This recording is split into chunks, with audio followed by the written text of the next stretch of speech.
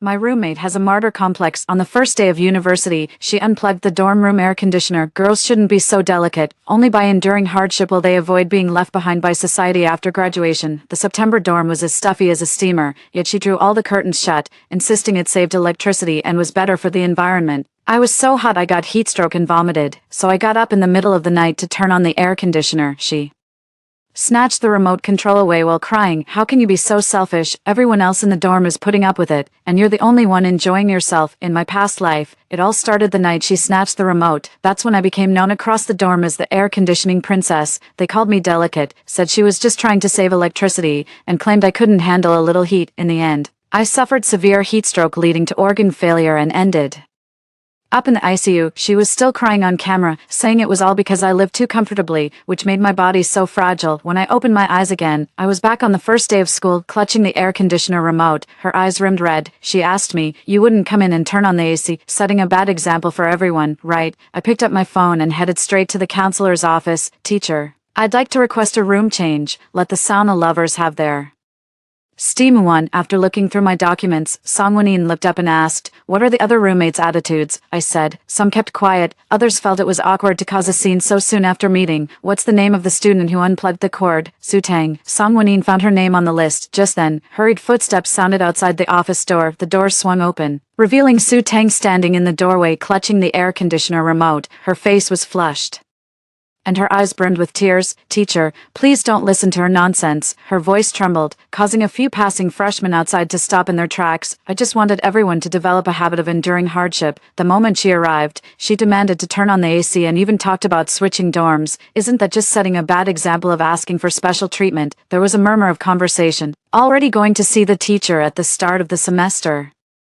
Switching dorms is a bit over the top, isn't it? It's just an air conditioner. Can't we all just talk it over?" Soo-tang's tears fell with a soft patter upon hearing those words. "I know my family was poor. I never had air conditioning growing up, so maybe I don't understand your city life, but I truly mean no harm." The moment she started crying, the onlooker's sympathies immediately swung in her favor. That familiar, suffocating feeling washed over me. It was just like my last life. The moment her eyes welled up, everyone would rush to fill in the blanks with their own imagined hardships for her. Her unplugging appliances was seen as thriftiness. She grabbing the remote control as an act of kindness. She made me tough it out in the heat for my own good. But whenever I resist, I'm labeled as spoiled, selfish, and out of step with the group. I didn't argue with her. I simply rolled up my sleeve, revealing the heat rash that had bloomed on my arm. "Soo-tang, I won't comment on your lifestyle. You can forgo the air conditioning, you can endure hardship, you can toughen yourself into steel and concrete." I looked at her, enunciating each word with force. "But you cannot sacrifice my body to your philosophy of suffering." The doorway fell silent. Soo-tang's face paled. Songwon stood up. "Soo-tang, put the remote down first. This dorm room isn't your personal space." Soo-tang took a half step back, and her tears fell even harder. "Teacher, do you think I'm wrong too? I just wanted to save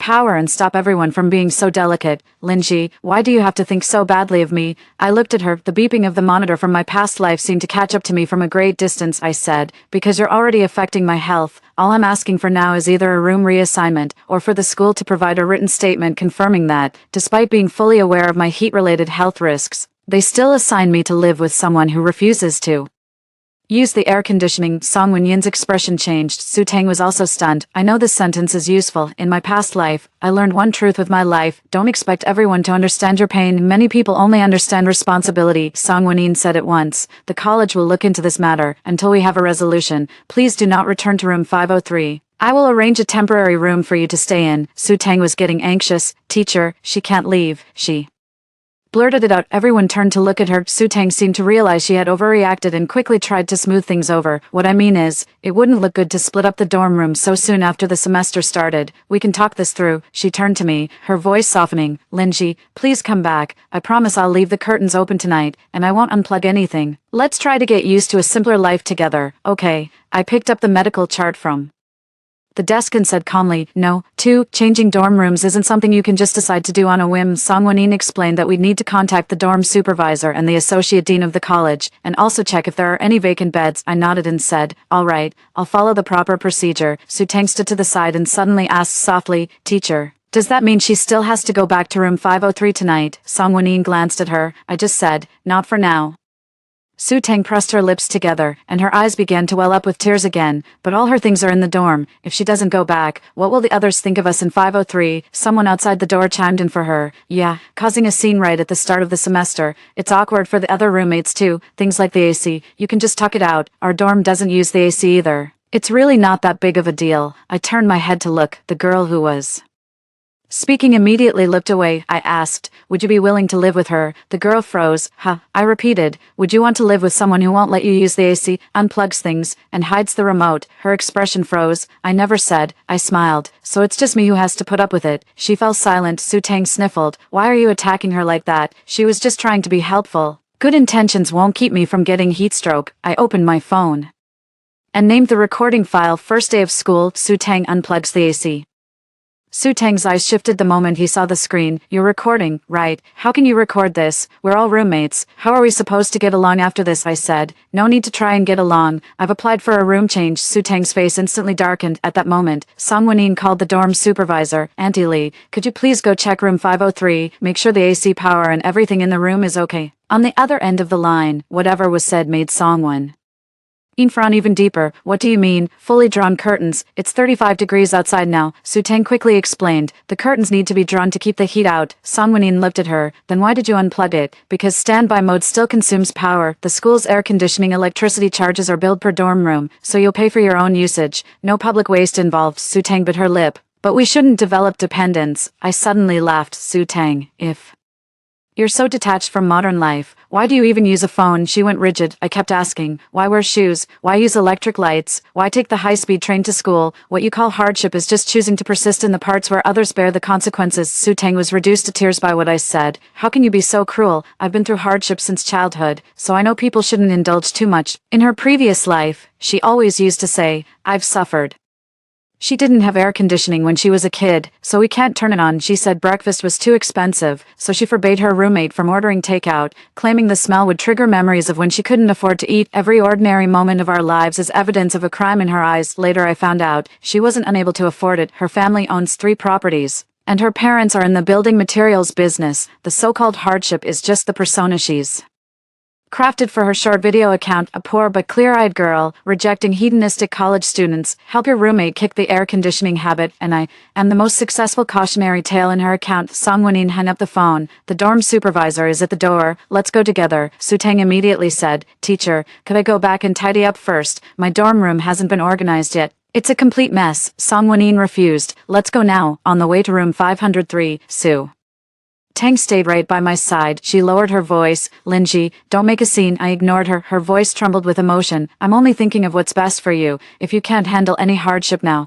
what will you do later? I came to a halt one day. I'll work in an air-conditioned office, live in an air-conditioned home, and live a life where I don't need your advice. It's your choice to endure hardship. You forcing others to suffer is sick. Su Tang's eyes widened in shock. Many freshmen in the hallway heard it and turned to look. She seemed utterly humiliated by me, suddenly raising a hand to clutch her chest. How can you call me crazy? I tried to give you good advice, and this is how you repay me. Outside room 503, the other 2 roommates were already standing there. The one with short hair is Chin Miao, and the one wearing glasses is Shinhee. Chin Miao held a small fan in her hand, her forehead beaded with sweat. Shinhee didn't look great either, but still murmured, actually, we've only just met. There's no need to take this to the teacher, is there? Su Tang immediately looked at her, as if grasping a lifeline. Shinhee, you don't think I meant any harm either, right? Shinhee hesitated for a moment. Su Tang is a bit extreme, but her intentions are probably good. I remained silent. Auntie Lee, the dorm supervisor, unlocked the door with her key. A wave of heat hits the face. The curtains were drawn tight, and the air inside felt stuffy, as if it had been fermenting.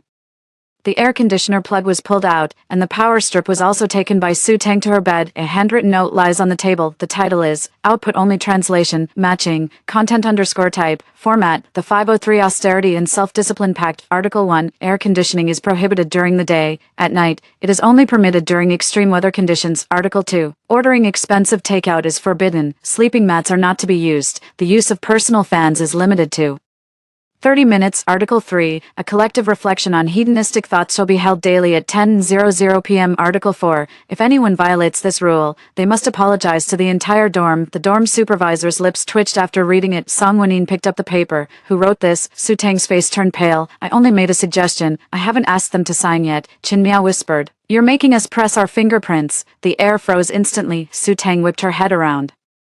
Chin Miao, I was only joking. Chin Miao pressed her lips together. You said not signing meant not being a team player. Shen Yi also lowered his head. Song Wenyin took a photo of the document for evidence. Classmate Su Tang, you have no right to establish such a convention. Su Tang's tears fell. I just wanted to make things better for everyone. Just then, Chin Miao let out a sudden cry. My fan. The small fan on her desk had been taken apart, its blades broken in half. Su Tang's face paled. I didn't mean to. Chin Miao, incredulous, you took apart my fan, Su Tang hurriedly said. It keeps spinning. Such a waste of electricity. I just wanted to figure out how to slow it down. Chin Miao trembled with anger. My mother bought this for me. Su Tang looked at me, as if he had suddenly found an exit. It's all Lin Ji's fault. If she hadn't insisted on turning on the AC, I wouldn't have been so desperate to make everyone see the problem. I stared at her coldly. This time, I'm finally not the only victim. 3. Chin Miao completely lost it on the spot. You took apart my fan, and you're blaming Linji. Su Tang shook her head tearfully. That's not what I meant. What do you mean by that? Chin Miao picked up the broken fan. This thing cost over 100 yuan, and I've only used it for 2 days. You just say take it apart and it's gone. Su Tang bit her lip. I'll make it up to you. Pay up now. My allowance hasn't come through yet. Chin Miao sneered. Aren't you the one who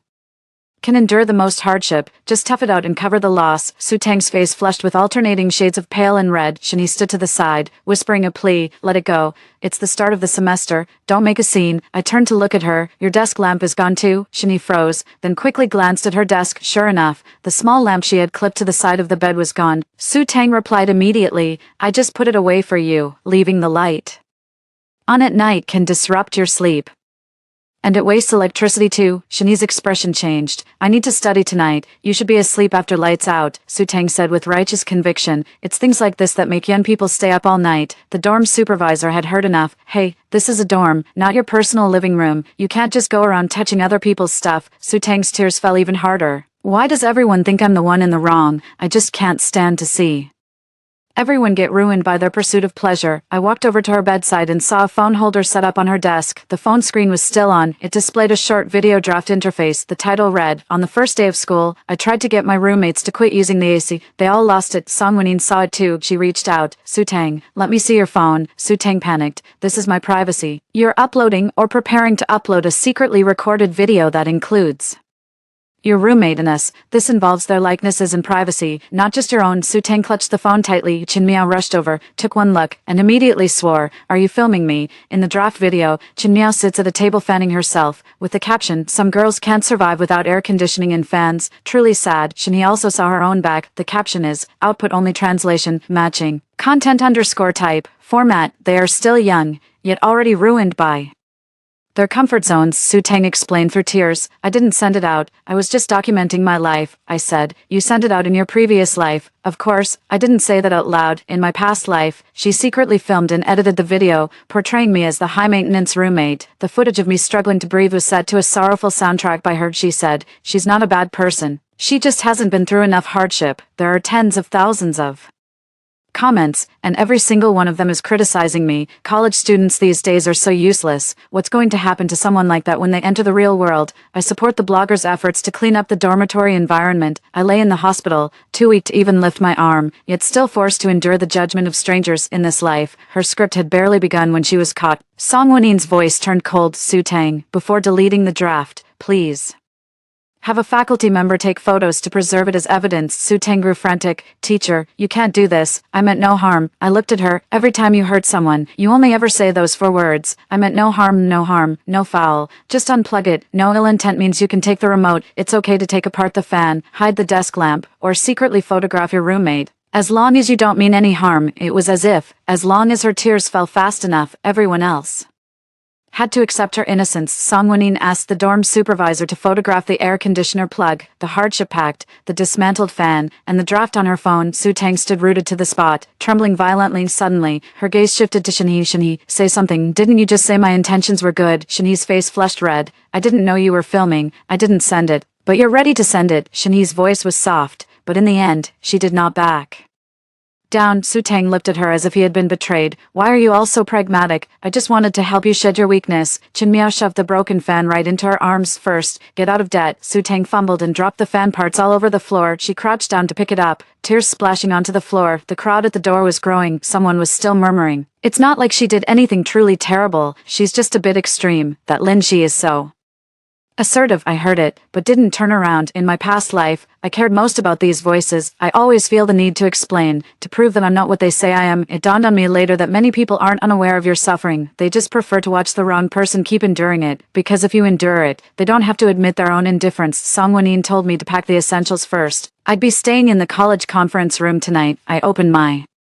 suitcase and took only my ID, medicine, laptop, and 2 sets of clothes. Sutang suddenly rushed over and grabbed my suitcase. You can't leave. Her eyes were frighteningly red. If you leave, everyone will think I'm the villain. I looked down at her hand. Let go, Linji. I'm sorry. Okay, I won't pressure you anymore, she said, turning to look at the onlookers at the doorway, her voice rising. I really know I was wrong. Please don't be so harsh. Okay, the onlookers began to whisper among themselves again. They've all apologized. Yeah, we're bound to run into each other sooner or later. Switching dorms really hurts. I suddenly found it amusing. What hurt was her unplugging devices, snatching the remote, taking apart the fan, and secretly filming. But as soon as she cries out, I'm sorry, the one who refuses to forgive becomes the guilty one. I turned on my phone's voice recorder and held it in front of her. Sutang, from this moment on, I'll save every word you say. If you're going to apologize, make sure to clearly state what you did, the consequences it caused, and the responsibility you're willing to take. Don't just say you're crying. Sutang's sobs cut in her throat. She stared at me, unblinking. In that instant, I saw hatred in her eyes. She resented me for not playing along with her little act. For that night, I slept in the faculty conference room. Slept is a generous term. It was really just 3 chairs pushed together. The air conditioner is on, but the chair is so uncomfortable it's giving me a sore back. I hadn't been lying down long when my phone started vibrating. In the class group chat, someone posted a screenshot from the confession wall titled Freshman Move-In Day. Girl reports roommate to teacher over AC dispute, leaving her in tears. The accompanying image is quite clever. No hardship pact, no broken fan, and no draft of a secret recording. Only Sutang stood crying outside room 503, and the sight of me walking away, dragging my suitcase. The comment section has gone wild. Are college students these days so delicate? Bullying already, and school just started. They're just being frugal, not hurting her. The air conditioning princess has arrived. Clear the way, everyone. The familiar form of address appears earlier than expected. Air conditioning princess. Those 4 words from my past life burned into me like a branding iron. I tried to explain at first. I've actually had heat stroke before, and the doctor said high temperatures aren't safe for me. I'm not asking everyone to cater to me. But no one was listening. They only liked that simple story. A pampered, delicate woman who can't handle hardship bullies her kind, frugal, and poor roommate. Simple, thrilling, and easy to take sides. This time, I didn't say a word in the comments. I saved all the screenshots and sent them to Songwon along with the links. Songwon quickly replied, the college is aware. Don't respond. Protect yourself. I replied with a got it. 10 minutes later, Chin Miao sent me a private message. Sorry, I just saw Sutang crying downstairs, with a lot of people gathered around her. She said you're going to force the school to discipline her. I asked, do you believe it? Chin Miao fell silent for a moment. I might have believed that before, not anymore. She sent a photo. Sutang sat on the bench downstairs from the dormitory, surrounded by a circle of people. She hugged her knees, her shoulders trembling as she cried. Someone nearby offered her a tissue, while others tried to comfort her. Chin Miao said, she's always said her childhood was too hard, so she can't bear to see anyone waste their life. Then someone asked her, did you really take the fan apart? She said she was willing to pay for it, but Linji shouldn't have used the compensation to humiliate her. I stared at the screen and suddenly laughed. Sutang really knows how to play the game. She always manages to turn concrete responsibilities into abstract grievances. Taking apart the fan isn't really about the fan, it's about her being humiliated by money. The so-called secret filming video isn't secret filming at all. It's her documenting her life. Misunderstood. It's not about not being allowed to turn on the air conditioning. It's about her being criticized for her anti-consumerist stance. At 10 o'clock in the evening, Songwon sent a message. The confession wall admin is unreachable. The department will issue a statement tomorrow. Lock the conference room door tonight, and call immediately if anything happens. Just as I finished replying, a sudden knock came from outside the door. It was very faint. Thump, thump. I sat up without a sound. Shani's voice came from outside the door. Linji, it's me. I walked to the door but didn't open it. What is it? Shani's voice was hesitant. Sutang is downstairs. She wants to apologize to you in person. I glanced at the time, 10:47 in the evening. Have her talk to the counselor tomorrow. She was crying really hard, Shani said quietly. She said she wouldn't be able to sleep tonight if she didn't clear things up with you. I leaned against the door. What does her insomnia have to do with me? There was a brief silence outside the door. Shani seemed at a loss for words. Linji, I know you're upset too, but she's already been criticized by a lot of people. Her approach might just be misguided. I closed my eyes for a moment. That's not the right way. In my previous life, even when I was admitted to the ICU, Shani still said the same thing. She always finds an excuse for Su Tang, I said. Shinhee, if you keep relaying messages for her, I'll hand this recording over to the counselor too. There was complete silence outside the door. After a moment, the sound of footsteps faded away. I thought this night would just end like this, but at 1 a.m, I was jolted awake by a frantic pounding on the door. Linji, come out. It was Su Tang. Her voice was hoarse and choked with tears. I know you're in there. I immediately turned on the recorder and dialed Songwanin's number. The phone hadn't even connected when the doorknob was suddenly twisted with force. I take a step back. Su Tang, what are you doing? Her muffled sobs came from outside the door. I just wanted to apologize. Why won't you even open the door? I looked toward the crack under the door. A wave of warm air seeped in from outside. Then, a hand slid a piece of paper under the door. Scrawled on the paper were a few words. Linji, I'm sorry. I didn't pick it up. Su Tang's voice suddenly grew louder. I've already apologized. What more do you want from me? The hallway light came on. Someone opened the door and peeked in. What's wrong? Who's crying? Su Tang seemed to finally see his audience, and his voice instantly rose. Linji, please forgive me.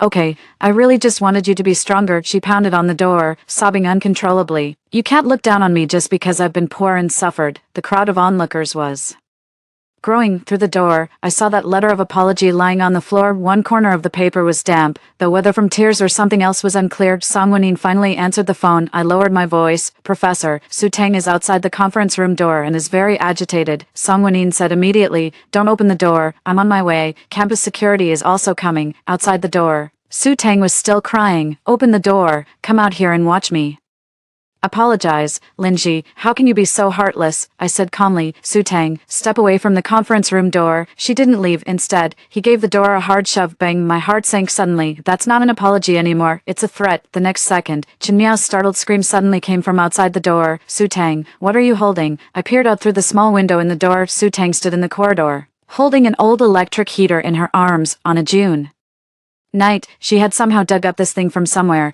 its plug trailing on the floor. Her face was streaked with tears, yet her eyes were fixed intently on me. Aren't you the one who hates the heat? Then come out. She set the electric heater by the meeting room door, her voice trembling sharply. If you come out, I won't open it. The hallway erupted in chaos. Is she out of her mind? Who turns on the heater in the middle of summer? Unplug it, now. Chen Miao rushed over to grab the plug. Su Tang suddenly shoved her away. In the chaos, the electric heater was knocked over, and its plug snapped into the wall socket with a click. The red heating wire lights up. A blast of hot air roared toward the door crack. I broke out in a cold sweat instantly. Su Tang stood behind the hot wind, crying and shouting. Linji, stop pretending. You're not sick at all. You just want to ruin me. She lunged forward and pounded on the door. Come out here and prove it to everyone. I thought you couldn't stand the heat. Come out here. Just then, hurried footsteps echoed from the end of the corridor. Songwanin and the security personnel arrived. Su Tang suddenly let out a sharp scream and collapsed backward. She kicked over the electric heater, and it crashed heavily to the floor. A spark flashed, and someone screamed in the hallway. Su Tang sat on the floor, pointing at the conference room door, sobbing uncontrollably. She forced me to do it. It was Linji who forced me to turn on the heater.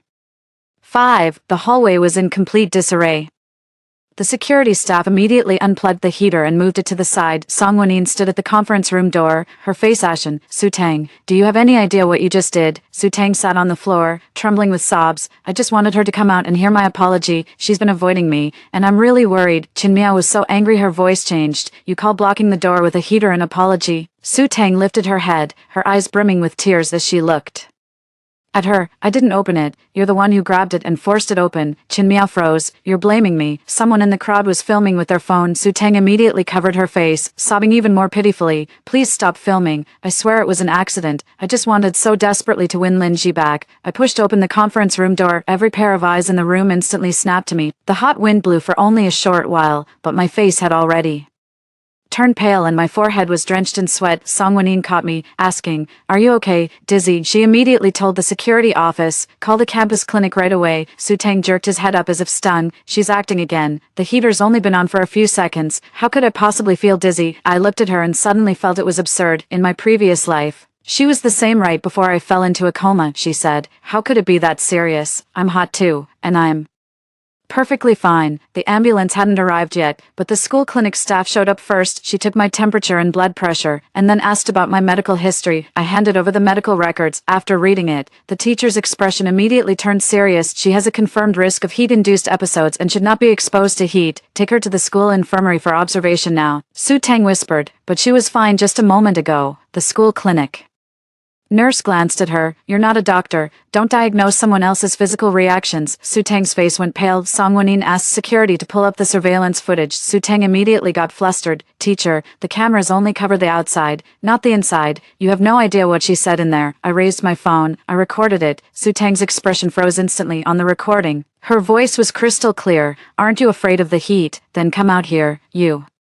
Come out, and I won't open it. You're not sick at all. You just want to destroy me. Every word was a slap in the face to her tearful plea. The onlookers fell silent. Qin Miao sneered. And this is what you call an apology. Su Tang's lips trembled. I said that in the heat of the moment. I said, every time you get caught, it's always heat of the moment. Just a joke. No harm meant. Song Wenin's voice was terrifyingly cold. Su Tang. From this moment on, you are not to approach Lin Ji. The college will initiate an investigation. Su Tang finally panicked. Professor, I can't afford to have a disciplinary record. I really can't afford to get a disciplinary action. She suddenly crawled forward on her knees, reaching for the hem of my pants. Security stopped her. Su Tang cried out. Linji, say something. If you just say you're fine, the teacher won't punish me. I looked at her and asked calmly, why should I vouch for the innocence of the person who hurt me? Su Tang was stunned. I was lying on an observation bed in the campus infirmary, hooked up to an 4-drip. Song Wenin sat beside me and said softly, I'm sorry, I didn't plan tonight properly. I shook my head. It's not your fault. I was the one who underestimated Su Tang. She lost control earlier than in her previous life, because in this life, I didn't follow her script. At 3 in the morning, Qin Miao sent me a message. The confession wall went live again. I clicked the link, new submission title, output only. Translation, matching, content _type, format, 503 conflict escalates, suffering girl driven to breakdown, kneels at night begging for forgiveness. In the image, Su Tang sits on the hallway floor, sobbing so hard she's nearly fainting. The submission is written with vivid emotion and expressive flair. She just wanted to apologize, but the other person kept refusing to open the door. She's had a tough upbringing, and her way of expressing herself might be awkward, but she really shouldn't be attacked like this. I heard she was driven to emotional breakdown. The comment section is still buzzing. What's Lin Ji's background anyway? Why is the counselor defending her so much? Enough already. She's already on her knees. Isn't this just emotional abuse? It's not like that heater actually hurt anyone, right? I stared at the words, didn't actually hurt anyone, and a chill ran through my fingers. They said the same thing in my past life. It's not like she died, is it? It's just heat stroke.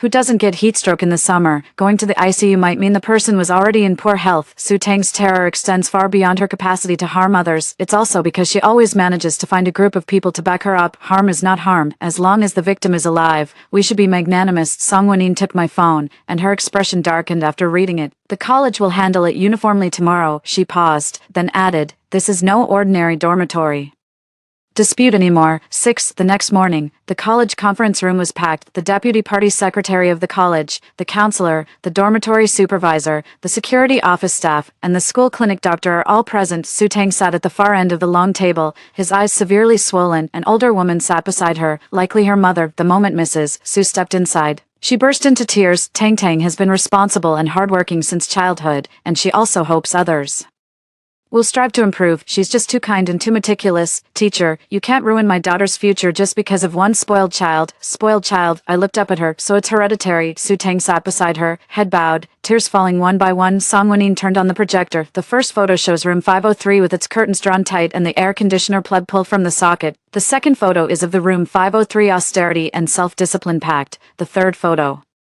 shows Qin Miao's dismantled desk fan. The fourth photo is of Shini's desk lamp, which had been hidden away. The fifth one is a short video draft from Su Tang's phone. The sixth image shows a late-night hallway surveillance feed. In the scene, Su Tang stands at the conference room door, holding an electric heater. She said, aren't you afraid of the heat? And set the machine down, then shoved Qin Miao. The heater fell over, the plug connected, and the heating element lit up. Su's mother's sobs gradually faded away. The deputy secretary turned to look at Su Tang. What's your explanation? Su Tang's lips trembled. I admit my approach was wrong, but I didn't mean to hurt her. I just think she relies too much on the air conditioning. The school clinic teacher spoke up directly. Lin Ji's medical history is well documented. Exposure to high temperatures could have serious consequences for her. You knew she's sensitive to heat, yet you deliberately blocked the door with a space heater. This isn't a matter of poor judgment. It's reckless. Su's mother immediately retorted, but our Tang isn't a doctor. How could she have known it was that serious? I turned on the recording. It was a recording of what I had said in the counselor's office. I have a history of being at high risk for heat stroke, and my doctor advised me to avoid prolonged exposure to high temperatures. Then, Su Tang's voice came through. The moment she arrived, She demanded to turn on the AC and even talked about switching rooms. The recording ended, and the meeting room fell silent, save for the hum of the air conditioner. I said, "She knows." Sue's mother looked displeased. Su Tang suddenly burst into tears. I knew she was sensitive to heat, but I thought she was exaggerating. Isn't that just how a lot of young people are these days? The slightest bit of discomfort and they claim they're sick. I looked at her. "So you decided to test that theory for me?" She was speechless. The vice secretary flipped through the documents, and there's the issue with the confessions wall submissions. Su Tang immediately looked up. "That wasn't sent by me," Song Wenin said. "The administrator has been contacted. The submission email matches the one linked to your short video account." Su Tang's face went pale in an instant. Sue's mother suddenly turned to look at her. "Did you submit your work?" Su Tang opened his mouth. "I just wanted everyone to hear my side of the story." Chin Miao couldn't hold back anymore. "Why don't you post the hardship pact for everyone to judge? Why don't you post about you taking apart my fan? Why don't you post about you blocking the door with the heater?" Su Tang said through tears. "Because I was scared." I said. "You're not scared. You're editing." She cut out all the facts that were unfavorable to her. She knows exactly what the audience wants to see. The conference room doors swung open abruptly. A security office staff member entered, holding some documents. "We've located Su Tang's short video account. In the past 3 months, she has posted multiple similar items. Projection switch. The screen displayed Su Tang's account homepage. Nickname, "Only After Suffering Do I Wake Up." The video titles get more and more jarring with each one. "Why can't today's college students live without air conditioning?" I told my roommates to stop ordering takeout, and they lost it. "How resilient can a girl raised with scarcity truly be?" My new roommate wants to turn on the AC on day one. What should I do? The latest draft title is "I'm being driven to the brink by the AC princess." Su Tang stood up abruptly. "What gives you the right to check my account?" The security office teacher said calmly. "By publicly posting that video, you've violated our students' privacy and incited online harassment. The school has the right to investigate." Mrs. Su's face darkened completely. Just moments ago, she had been weeping over her daughter's simple, kind-hearted nature. On the projection screen, her daughter had turned enduring hardship into her online persona for clout. The deputy secretary asked, "Do these videos generate any income?" Su Tang remained silent. The security office teacher said, "Her account's shop window features the same Bitter Summer bag, and she posted the sales figures herself." Chin Miao was stunned. "What's a Bitter Summer pack?" Project opens the product page. Inside were a palm leaf fan, menthol ointment, cheap herbal cooling water, and a canvas bag printed with "Reject Air Conditioner Dependence," priced at $99. Su Tang was selling this very same thing in her last life's live streams. She says people who constantly use air conditioning have weak constitutions, and buying Bitter Summer packs can help strengthen their bodies. The day I was admitted to the ICU, her live stream sales topped 1,000. Su Tang finally broke down. "What's wrong with me selling things? I didn't force them to buy anything." I looked at her. "You're forcing me." She whipped her head around to glare at me, her eyes full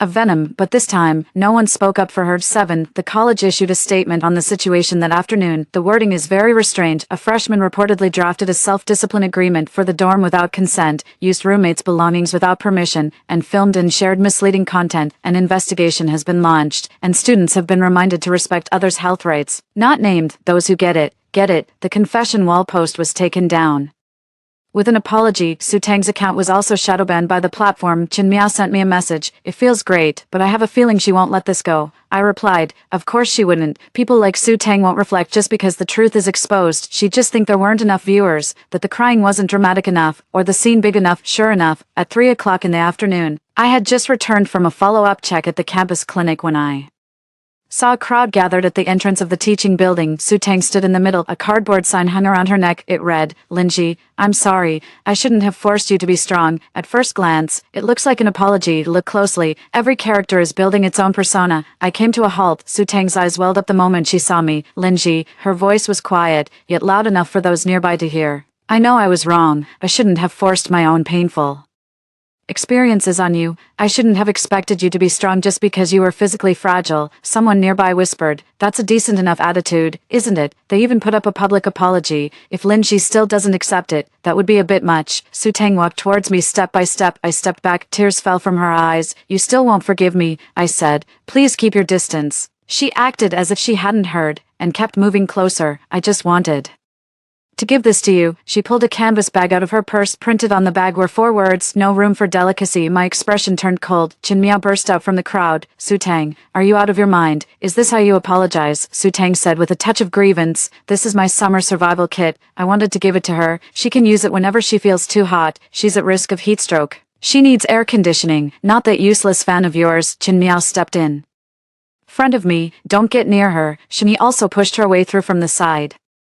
Her face was pale, but she spoke up anyway. Su Tang, an apology isn't about forcing someone to play along with your little performance. Su Tang whipped her head around to look at her. You're saying that too, Shani said quietly. I regret helping you knock on the door yesterday. Su Tang's expression shifted. She looked at us and suddenly smiled light and strange. You all think I'm wrong, but I just wanted her to stop being so delicate. The canvas bag in her hand gave a sudden twitch. I smelled a sharp scent of mint and alcohol. The next second, she suddenly twisted open a bottle of cheap herbal water and splashed it at me, then snapped out of it. The crowd screamed. Chin Miao lunged forward and shoved me aside. Most of the liquid splashed onto her shoulder, its pungent odor instantly filling the air. My throat tightened, and a wave of nausea churned in my stomach. Song Wenyin rushed over from somewhere and grabbed Su Tang's wrist. Su Tang was still crying. I was just trying to cool her down. Isn't Wuxing Jingqi water for heat stroke? Chin Miao was so angry that she trembled all over. You're doing that on purpose. Someone nearby finally couldn't hold back and cursed. Is this even an apology? She did that on purpose, didn't she? Call the police. Quick. Campus security arrived promptly. There's surveillance at the entrance, and bystanders captured the whole thing on video. Su Tang was still struggling. I didn't hurt her. I was trying to help her. Song Wenyin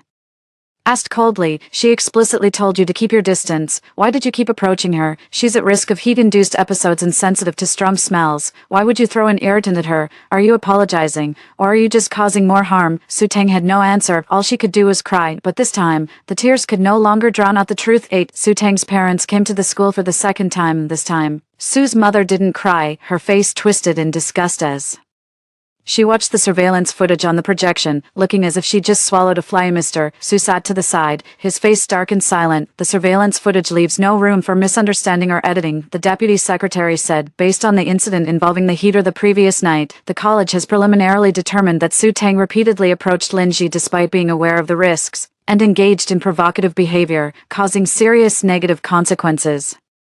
Finally, Mother Su spoke. It's not entirely our child's fault. She's always been like that since she was little, stubborn as a mule. Seeing others enjoy themselves just makes her miserable. Song Wenyin looked at her. Feeling bad just because others are happy isn't a reason to hurt them, Mr. Su slammed the table. Su Tang, just how many more things are you keeping from us? Su Tang cried and said, I didn't. The campus security officer placed the account's earnings record on the desk. Your Bitter Summer Bag Showcase has had sales in the past month. Your public videos repeatedly feature footage of classmates taken without their consent, using disciplining my spoiled roommate as a selling point. Mr. Su's face darkened completely. Mrs. Su murmured, didn't you say you were just documenting your life? Su Tang looked up, his eyes red. What's wrong with me making money? Is it wrong to want to prove that hardship has value? My first time speaking up. Hardship has value, so you're turning other people's suffering into a commodity. Su Tang glared at me. If you weren't so sensitive, I couldn't have taken these at all. The conference room was deathly silent. This statement is clearer than any evidence. She wasn't unaware that I'd be hurt. She just thought my pain was useful. Chin Miao is here too. Her shoulder broke out in a red rash after being splashed with patchouli water. She produced the fan repair receipt. This is my compensation. He produced a handwritten note. This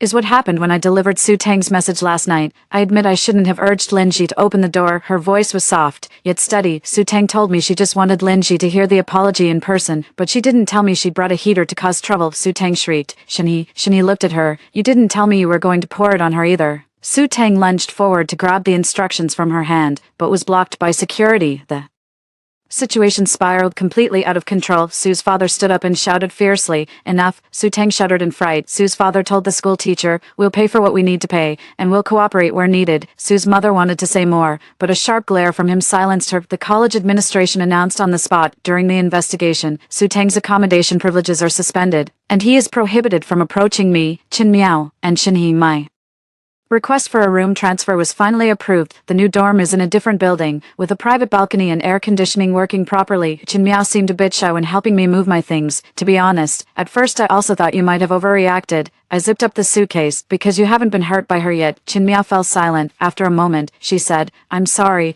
I look at her, her eyes welled up. But she didn't cry. I'm not trying to force you to forgive me.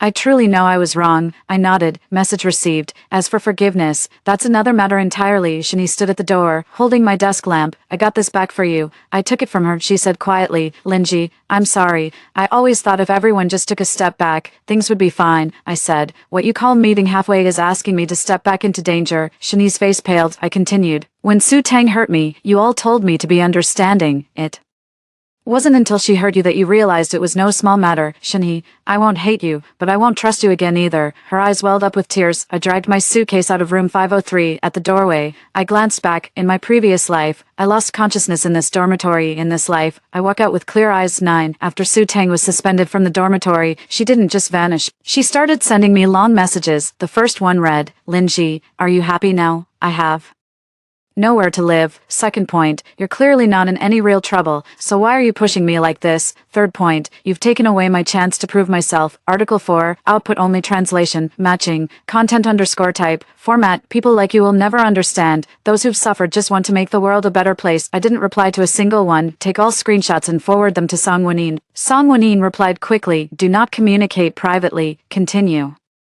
Preserving evidence. In the afternoon, Su Tang posted another video.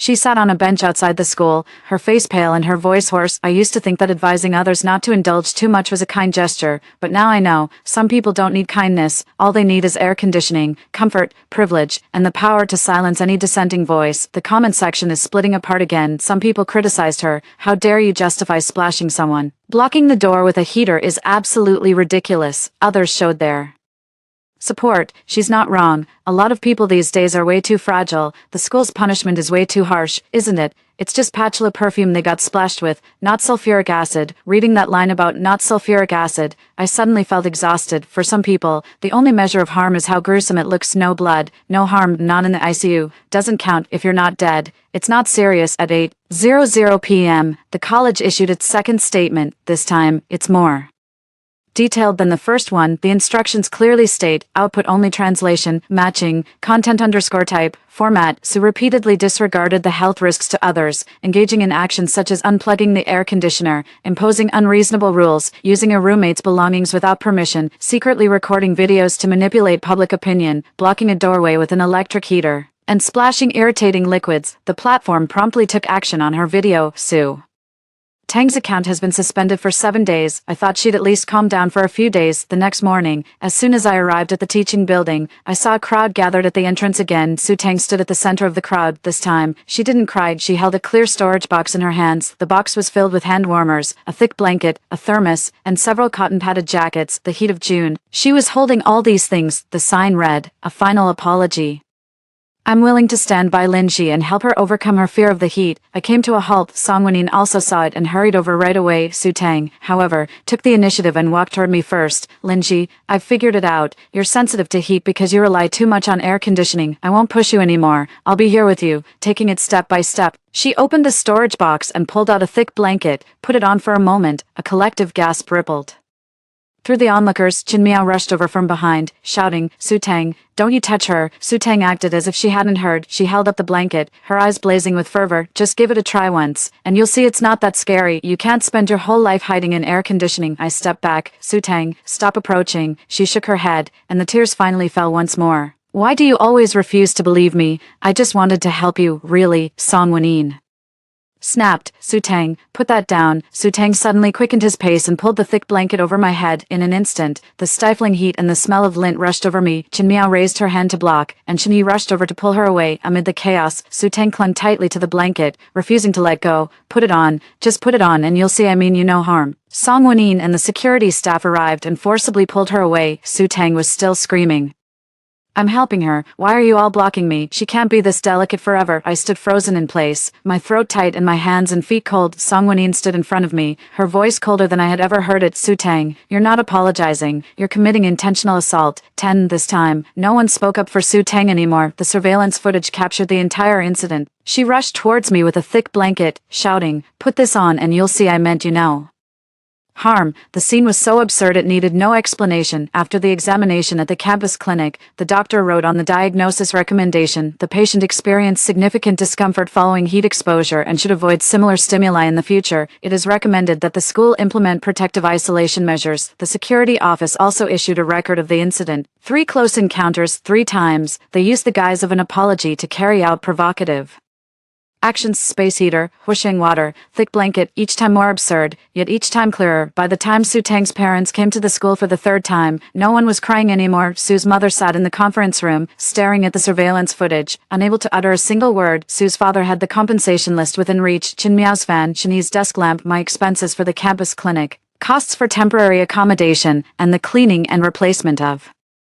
contaminated clothing. Also, materials related to the subsequent college investigation involving the surreptitious recording videos, account revenue, and product display windows. The deputy secretary announced the decision. Following college review and approval by the relevant university departments, student Su Tang has been found to have seriously disrupted campus order, infringed upon the rights of fellow students, incited online public opinion attacks, and persistently approached and provoked a student with known health risks, revoked their on-campus accommodation privileges, imposed disciplinary action, and recommend a suspension of their student enrollment status, with further steps to be handled according to procedure. Su Tang's head snapped up. Suspended enrollment. Her voice trembled. I just got into university. No one said a word. She looked at me, and her tears finally fell again. Linji, say something. You're clearly not dead, so why do you have to ruin my life? A deathly silence fell over the conference room. I looked at her, and suddenly remembered my past life. I'm lying in the ICU, hooked up to tubes, even breathing with the help of a machine. My parents seemed to age 10 years overnight, and she cried during the live stream. I had no idea it would be this serious for her. If she had exercised more and endured more hardships in daily life, she might not have ended up like this. Did she ruin my life back then? She didn't think so, because she wasn't the one suffering. I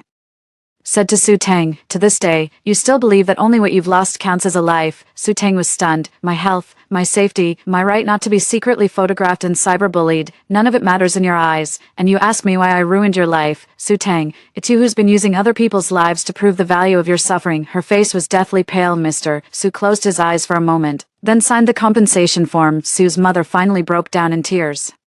But this time, she didn't say, our Tang Tang is just kind. After the outcome was announced, the confession wall posted a lengthy apology. Chin Miao also posted a message in the class group chat. I apologize for initially suspecting Linji. Not every conflict should be mediated, and not everyone who cries is a victim. Shin He immediately followed up with, I also apologize. I used to justify harm by saying the intent was good, and that was wrong. The group chat has been quiet for a long time. Then someone said, Linji, I'm sorry, I jumped on the bandwagon with that comment earlier. I deleted my comment too. From now on, I won't take sides without knowing the full story. I read the messages but didn't reply. Apology accepted. Forgiveness is free. A few days later, I moved into my new dorm room. My new roommate asked if I wanted to turn on the air conditioner. I said, go ahead and turn it on. I'll chip in for the electricity bill. She smiled and pressed the remote. A cold breeze began to drift out. The curtains weren't yanked shut, the plug wasn't pulled, and no one stood on a moral high horse to call me delicate. I made the bed and put the medicine the doctor prescribed into the drawer. Just before going to bed, Song Wenshin sent me a message. Su Tang's appeal was not approved.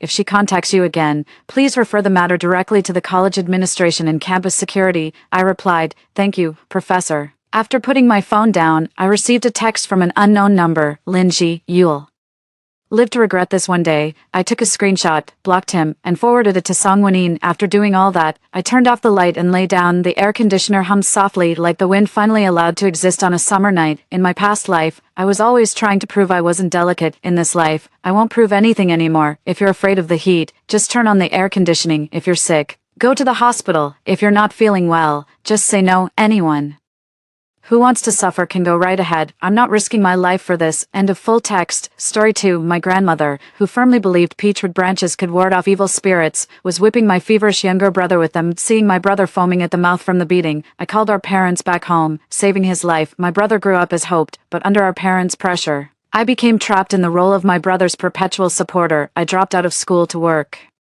and pay for my brother's education. When I finally found true love, my parents drove him away by demanding an outrageous bride price of $5 million. Later, my brother got married and had children, and at 35, I became the unpaid live-in nanny for his family. My parents and brother always said that if I helped him now, he would surely repay me in the future. But when I needed money for treatment due to long-term malnutrition, my own brother kicked me out of the house. You eat my food, drink my drinks, and still covet my money. You're nothing but an ungrateful wretch. I died alone, forgotten in the freezing snow. Then I opened my eyes again. I was transported back to when my 7-year-old brother was burning up with a relentless fever. The old village saying had always been that peachwood branches could ward off evil spirits. If a child cried, you'd give them a light tap with a peach branch. If a child fell ill, you'd just keep on tapping. If one lash doesn't work, then give it 2, 3 lash.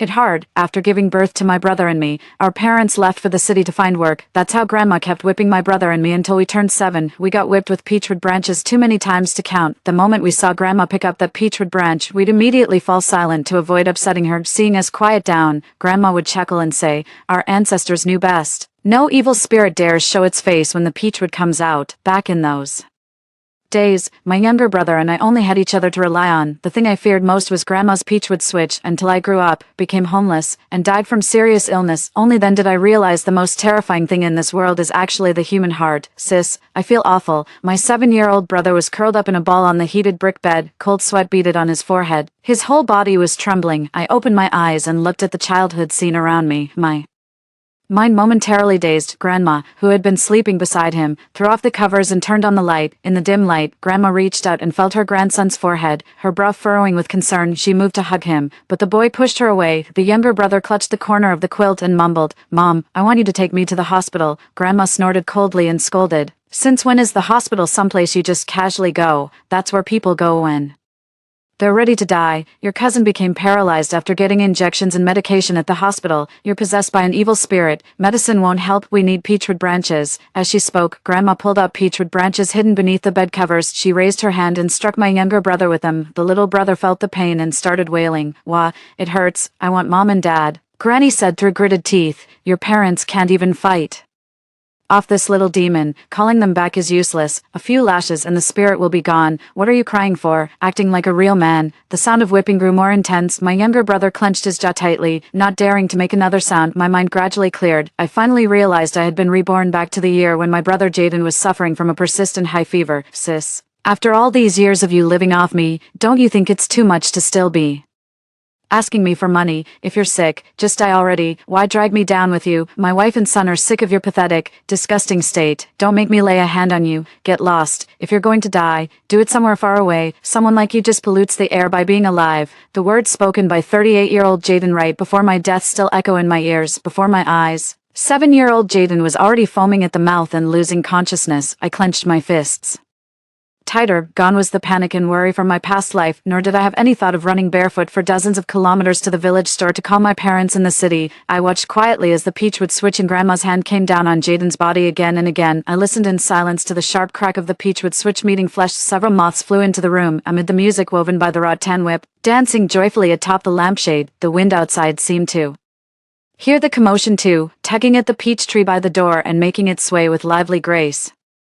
Grandma gave Jaden 100 lashes. The beating left his clothes soaked with blood. He thrashed him until he lay completely still. He beat him within an inch of his life, panting heavily. Grandma felt Jaden's forehead and announced cheerfully, "The fever's broken. I told you peachwood branches are the only way to drive out evil spirits. Medicine and shots are useless." Exhausted from the effort, she couldn't be bothered to change Jaden's clothes and simply collapsed onto the bed, muttering with conviction. She added, "This garment carries the blood of an innocent child in peachwood shavings. Those evil spirits won't dare come near my precious grandson when they see these." With that, the room soon echoed with Grandma's snores. I looked up. All I saw were Jaden's lips, nearly purple, and his chest completely still. By the time Jaden's body grew cold, a neighbor who came to borrow a hoe noticed something was wrong. The neighbor told Grandma that Jaden needed to go to the hospital. Grandma immediately waved her hand and said it wasn't necessary. She added that Jaden was just tired from last night, and with a bit more rest, he'd be back to his old self in no time. Seeing that she couldn't get through to Grandma, the neighbor promptly called Jaden's parents in the city. When Mom came home and saw Jaden's terrible condition, she nearly collapsed from crying. It was Dad who managed to keep a shred of composure and carried their son to the hospital. After receiving medical treatment, Jaden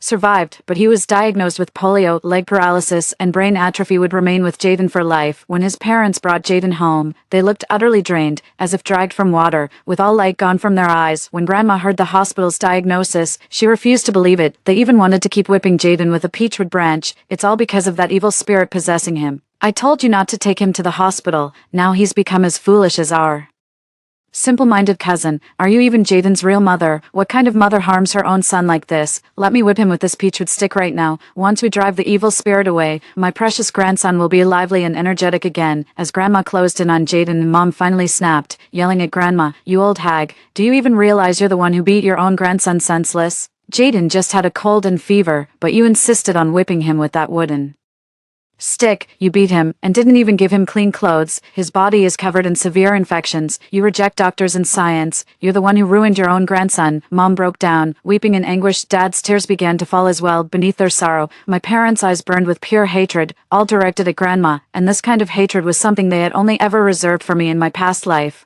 If you don't drop out, who's going to pay for Jaden's tuition? He's your brother, the only one you can ever count on. You want to get married? Fine, bring me $5 million in bride price, and have that man buy your brother an apartment in the city, then I'll allow it. You're over 30, what kind of monthly salary could you even earn from some random job? You'd be better off being your brother's nanny, at least he'd owe you a favor, like I've said before. Don't even think about marriage without $5 million and an apartment. Once we're old, you'll take care of me and your father. Our pension money will all go to you anyway. They sweet-talked me into giving everything, then turned around and called me useless. I always put family first, but who would have thought that my years of hard work and dedication would lead to such a miserable end, dying alone and leaving nothing behind? Well, now it's all over. Jaden is a disabled fool who can't go to school, get married, or have children, and I no longer have to earn his tuition, save up for his bride price, or play the role of his nanny. Seeing the room filled with worried faces, I huddled in the corner. An involuntary smile crept across my lips. Mom couldn't bear to leave Jaden alone with Grandma to suffer. Mom stayed behind in the village. She kept Jaden company day and night, holding on to hope that Jaden would recover one day. But how could Grandma, who frequently beat Jaden with peach branches while Mom was out working in the fields, ever allow him a real chance at recovery? Your brother's condition is caused by a malevolent spirit possession, but this is no ordinary spirit. It's a vicious ghost. Just watch me exorcise this evil spirit. No one gets to harm your brother. Hang in there, Jaden. Once this demon is gone, you'll be back to normal. Despite several discreet attempts at treatment, Grandma still hadn't seen Jaden return to his normal self. Just as Mother was following the family planning policy to get an IUD inserted, Grandma completely lost her temper. She started whipping Jaden relentlessly. It was even more violent than the beating that night. 3 peachwood branches were snapped clean in half. I crouched silently in the corner, watching little Jaden wail in pain. The small child didn't have a single patch of unbruised skin left on his body. Once again, it was the neighbor who heard the commotion and rushed to the clinic to call Mom back, saving Jaden from being beaten to death by his grandmother. When Mom returned and saw her beloved son suffering so terribly, she was too overwhelmed to even cry and collapsed to the floor. Mom asked the neighbor to call Dad home. Dad immediately rushed Jaden to the hospital without a moment's delay. Grandma was still trying to stop Dad, muttering through her tears, "We can't go to the hospital. We mustn't go. If we take him to the hospital, my precious grandson will be done for. My dear grandson, if we can just get through this night, you'll be better by morning." Fed up with Grandma's superstitious beliefs, Dad shoved her away with a sharp kick. The murderous rage in his bloodshot eyes was palpable enough to chill the bone. Grandma was so terrified by Dad's outburst that she was left speechless for a long while. After Dad had stormed off, only then did Mother snap out of her daze. She slowly got up from the ground, went outside, and broke off a thick, long branch from the peach tree. Then, step by step, she walked toward Grandma. Seeing Mother's distraught appearance, Grandma thought she had also been possessed. "Child, what's come over you?" Mother let out a cold laugh and said, "Mom, you're always complaining about your back and legs hurting. I heard peachwood can ward off evil spirits. Thought I'd try driving them out of you." A vicious glint flashed in Mother's eyes. Grandmother froze. Then, Grandmother's piercing scream echoed through the entire house. "You're an unfilial child. This peachwood switch only works when elders discipline the young to ward off evil spirits. She's lost her mind. My daughter-in-law has completely lost her mind. Stop hitting them. Enough. Stop right now. You're going to beat them to death." I was squatting in the dirt in front of the door, playing with mud. Passers-by couldn't help but stop and stare when they heard the commotion coming from the house. Then came a wave of murmurs. Superstition is going to be the death of someone who in their right mind would whip their own grandchild like that. Old Mrs. Mildred is going to make her son and daughter-in-law despise her. The old lady's going to have a tough time from now on. Mom was a real pro when it came to farm work. She was strong and in the prime of her life. That beating left Grandma partially paralyzed. When Father learned that his own mother had been struck down with a stroke by his wife, he was so enraged that he slapped Mother across the face. He put all his strength into that slap. The force of it sent Mother crashing to the ground. The impact of the fall caused her to bleed on the spot, as she had an IUD inserted. Jaden is still in the hospital. Then Grandma was admitted to the hospital. We still haven't paid off Grandma's substantial medical bills. Meanwhile, Mom's gynecologist informed her that the IUD had become embedded, and even after its removal, she would no longer be able to have children. It happened overnight. Dad's temples had turned gray,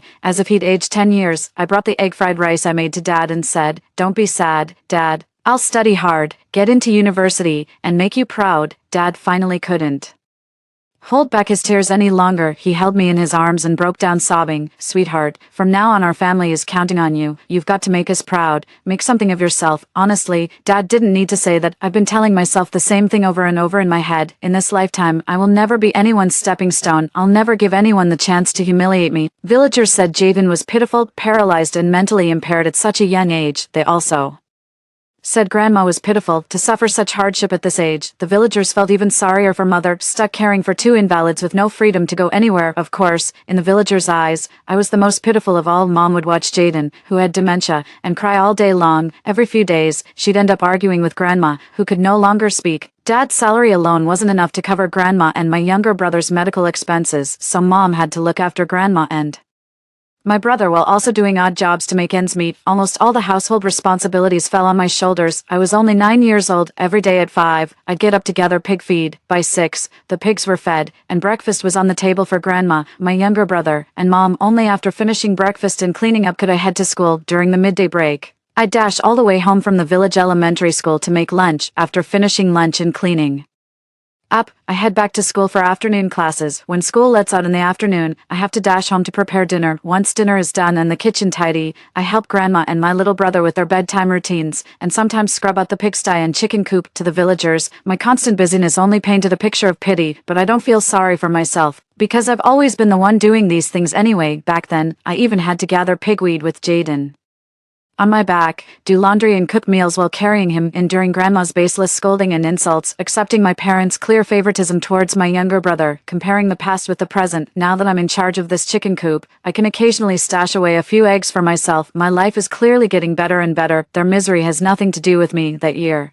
I graduated from elementary school, Mom had finally exhausted the last shred of maternal love she had for Jaden. She had no desire to stay in the village looking after Grandma and Jaden, the two invalids, so Mom asked Dad to let me drop out of school so she could go out and earn money. Dad understood Mom's frustration all too well, but he was more worried about what the villagers would say if they left two bedridden people in the care of a 10-year-old, so he did his best to reassure Mom and urged her to hang in there. I reassured Mom that I'll definitely make something of myself and repay my parents in the future. You can't have any more children now, so Lyra is our only hope. Even though she's just a girl, she's our own flesh and blood. That's better than some foundling from who knows where. The teacher even came by specially to say Lyra has a real gift for learning. She could get into a top university someday. We just need to tough it out for another decade or so. Even in the worst case scenario, having Lyra get more education means she could at least marry well and receive a decent bride price someday. Me, standing outside the door listening to my parents argue, I chose that moment to push the door open and walk in. I took out the scholarship money I'd won from the Olympiad competition. Mom, Dad, here's the $100 I won with my gold medal. My teacher said if I keep studying hard, I can keep earning scholarships. I'll be able to repay you soon. Once I get into university, move to the big city, and start making real money, I'll find the best doctors for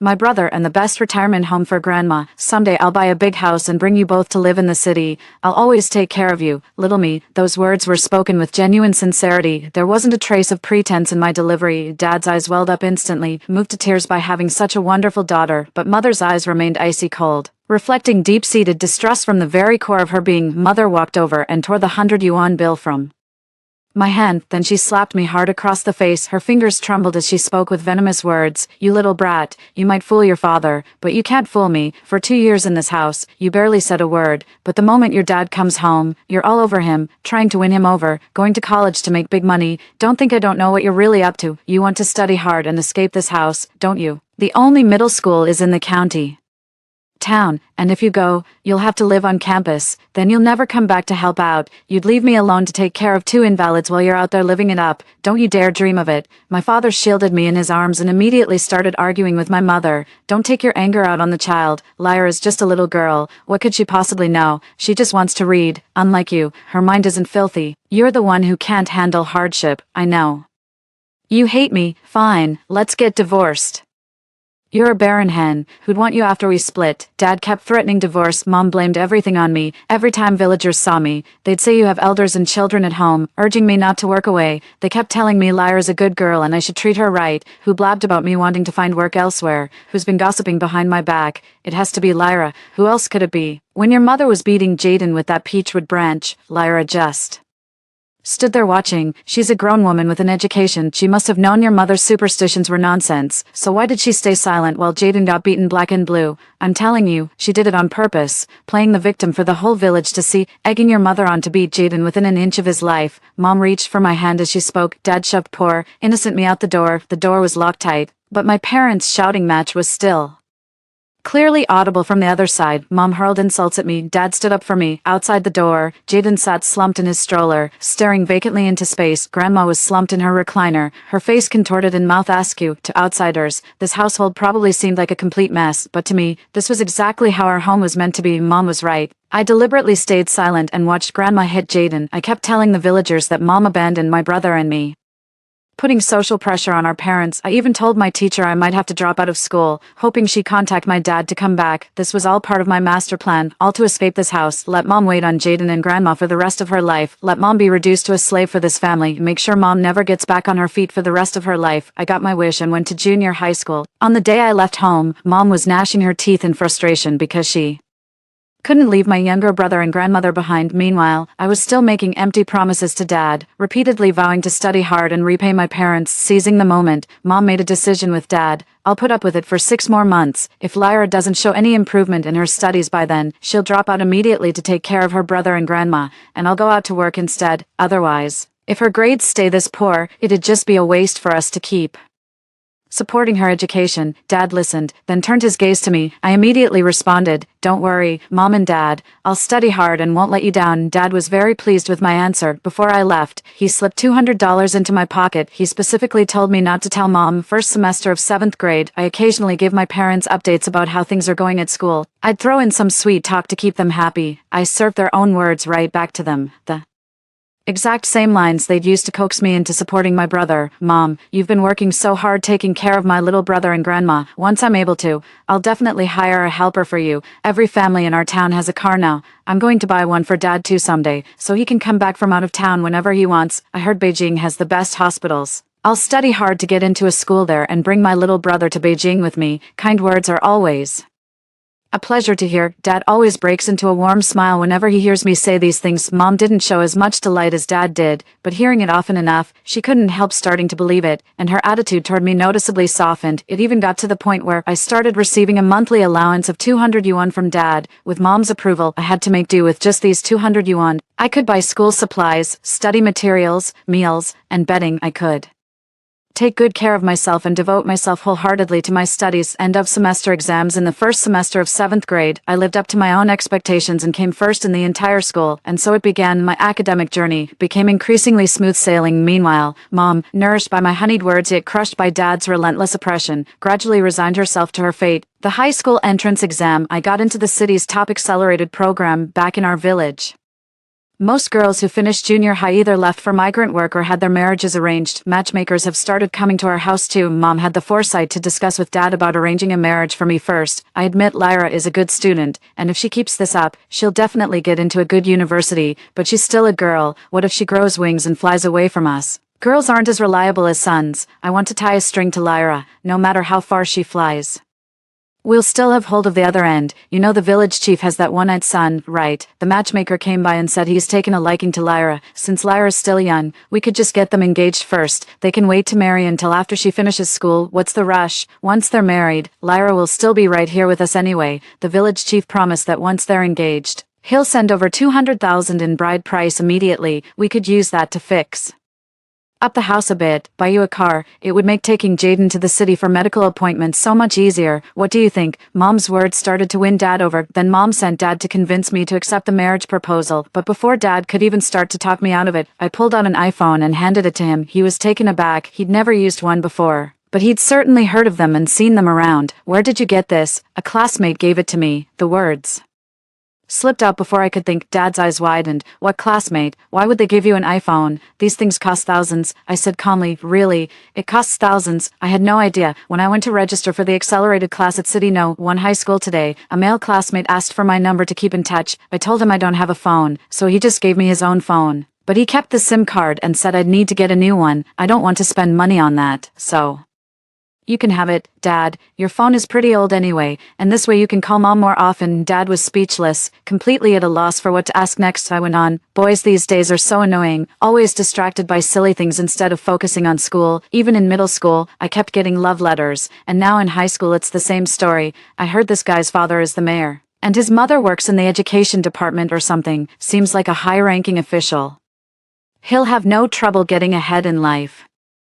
But I just want to focus on my studies. Dad swallowed hard. In the end, she never actually came out and suggested I get engaged to the village chief's one-eyed son. He turned and went into the house, relaying everything I had just said to my mother. We can't risk losing the big prize for a small gain. Our Lyra could marry the mayor's son. How could the village chief's son, and a one-eyed one at that, ever be worthy of our Lyra? Listen, this is our one shot at making it big. Don't you dare mess this up. I don't care what you say. I'll never agree to let Lyra go to the village chief's house. I'm determined to become in-laws with the mayor. That's just how simple-minded Dad is. That's how naive he can be. He never stops to consider what his own daughter looks like, or what our family's actual circumstances are. My mind is completely occupied by studying every day. I have no time to dress up or socialize, let alone anyone foolish enough to confess their feelings to me. That iPhone is just a second-hand device I scraped together money for over the past 3 years by pinching every penny, all just to avoid the disaster that happened today. Look, as long as the promised pie is big enough, Mom and Dad won't be tempted by immediate gains. Looking back on my past life, when my parents demanded a $5 million betrothal gift from my boyfriend to stop me from marrying far away, why didn't I consider my own circumstances? What fool would spend $5 million to marry a penniless woman from a humble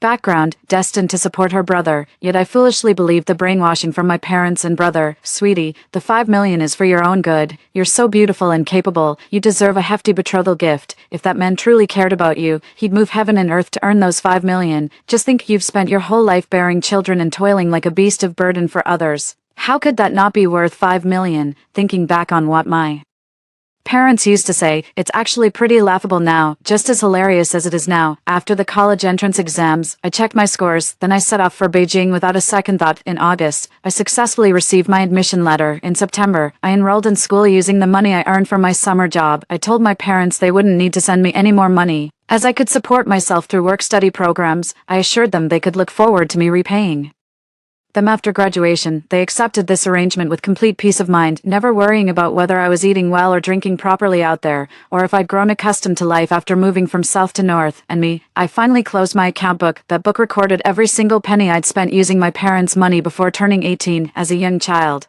I subsisted on 3 steamed buns and 3 sweet potatoes every day during my middle and high school years. My monthly allowance was 200 yuan. Adjusted for today's prices, that amounts to no more than 20,000 yuan in total, even accounting for interest and inflation. Repaying my parents with 50,000 yuan would be the most I could manage. The figure of 50,000 is etched in my memory. I'm just waiting for the day I can pay them back, so I can finally cut all ties with them. Sweetie, you're in your second year of college now. You should be able to get a scholarship, right? Your aunt mentioned that good schools offer quite generous scholarships. Also, are you seeing anyone? Is it the mayor's son? How much allowance does he give you each month? Back in middle school, every time I called home, I'd sweet-talk my parents into giving me allowance. Mom had caught on to my game long ago. To avoid giving me allowance so often, she stopped taking my calls. High school was tough enough. Getting living expenses from my parents felt like pulling teeth. Now I'm in college, I don't need their financial support anymore, yet suddenly they've started calling me all the time. I know they were afraid I'd spread my wings and fly away once I was capable enough to get through my studies without disruption. I had no choice but to scrape together some money from my scholarship to give them. Then I scraped together a bit more from my work-study earnings for them too. No matter the amount, as long as the money is transferred to them, it always keeps them quiet for a while. But my parents'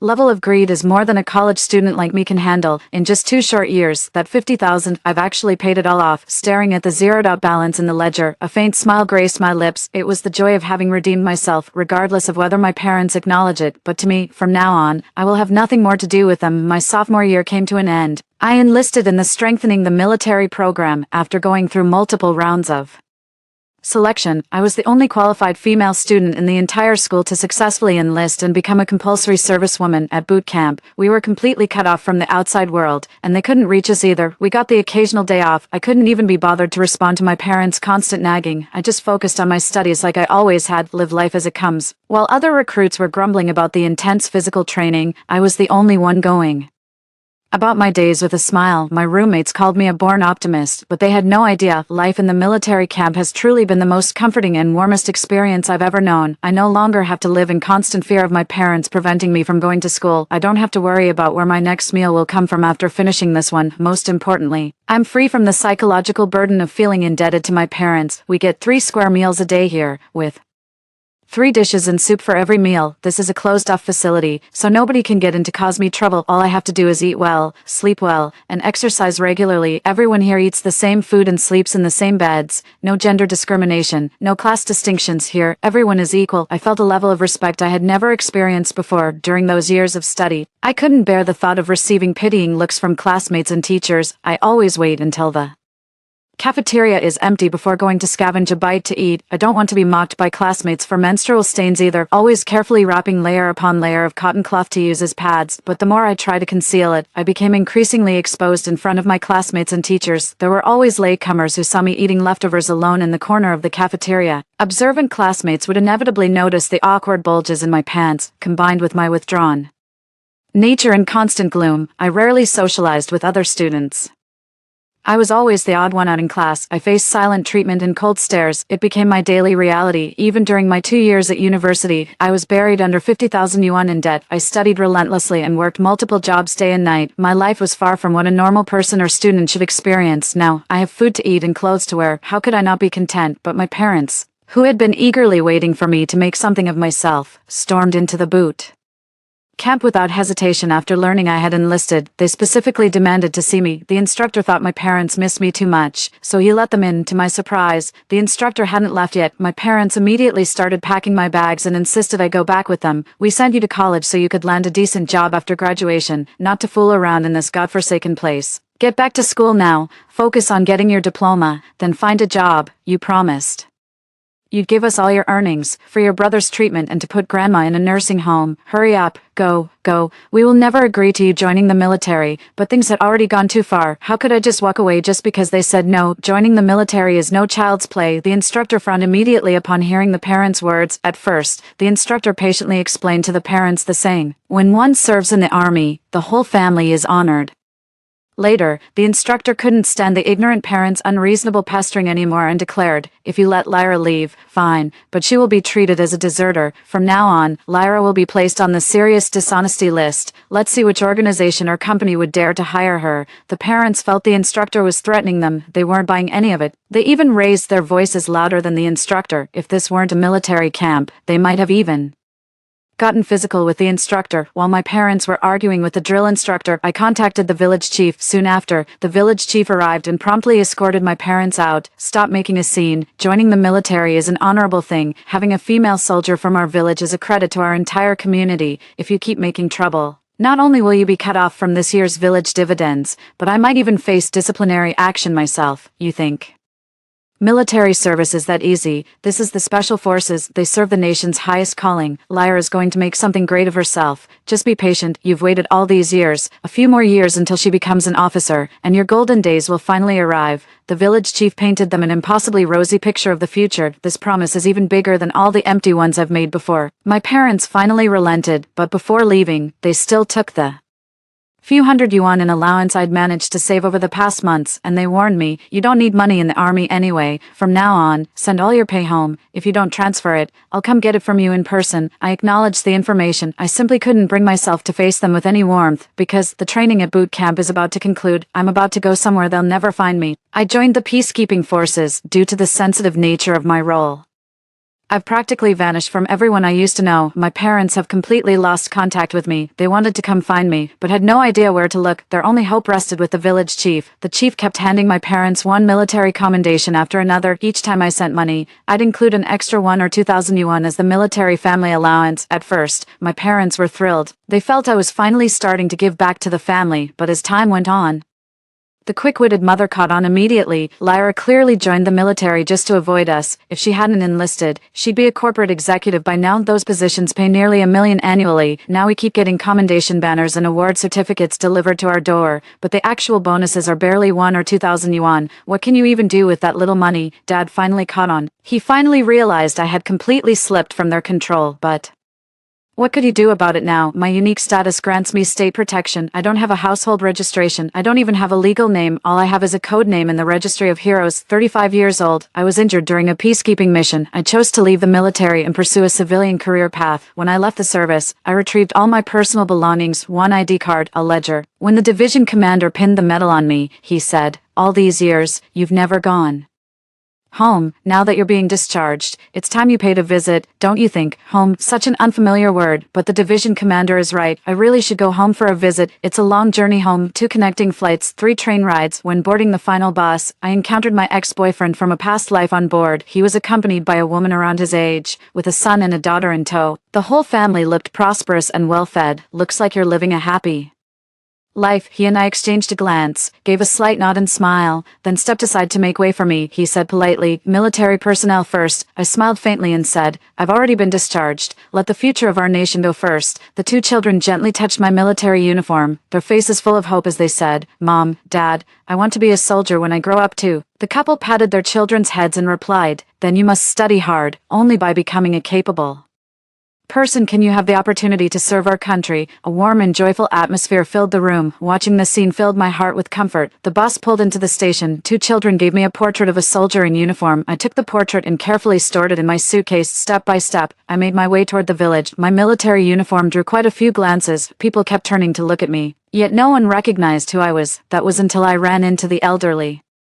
retired village chief. He called out to me at once, "Lyra, is that you? Lyra, you're finally back. Where have you been all these years? Come on, hurry home and see." The village chief led me to his home. The old dirt roads had all been paved with asphalt. The previous squalor and disorder had also been addressed. Rural development has undergone remarkable transformation compared to the past. These are all symbols of our nation's prosperity and strength. I'm delighted to see such positive changes in our village. The village head filled me in on recent village affairs while also sharing news about my family's circumstances.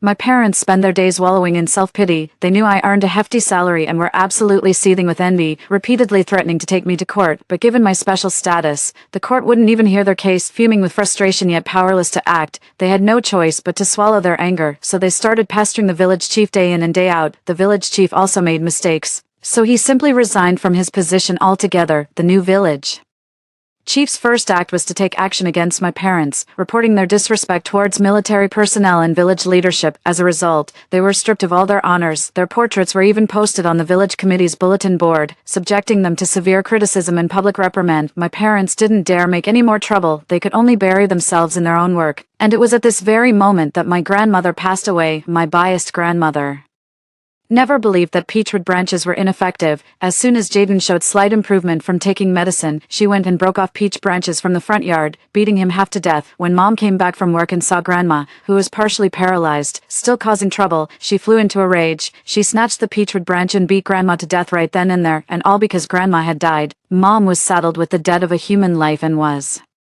sent to prison, where she remained locked up for 20 years. As for my dad, after handling Grandma's funeral arrangements, he went and burned down the peach tree in front of the house. After that, since Jaden needed constant care, he could no longer go out to work. Just 1 year of taking care of Jaden, and my father couldn't stand this life revolving around a paralyzed son and a fool anymore. My father wanted to divorce my mother and find a new partner, but with a house empty of everything and a paralyzed son, even the 50-year-old woman in the village who'd been married 4 times wouldn't have him. My dad had no choice but to wait for my mom to come back. For some reason, my dad decided to take Jaden fishing on the river that day. When Jaden wanted to play in the water, my dad gave him a push that sent him overboard. Jaden couldn't swim, so he pulled my dad into the water with him. 2 people were flailing and struggling in the water. In the end, they both drowned. Their bodies were swept away by the current. No one knows where the currents carried them. 20 years had passed. When my mother got out of prison and heard the news, she collapsed in tears on the spot. The villagers comforted her, saying, "Even though the rest of the family is gone, at least Lyra has made something of herself. Once she's discharged from the military and comes home, you'll still have good days ahead." And so my mother waiting at home, waiting at the village entrance. Every day I gaze at my banners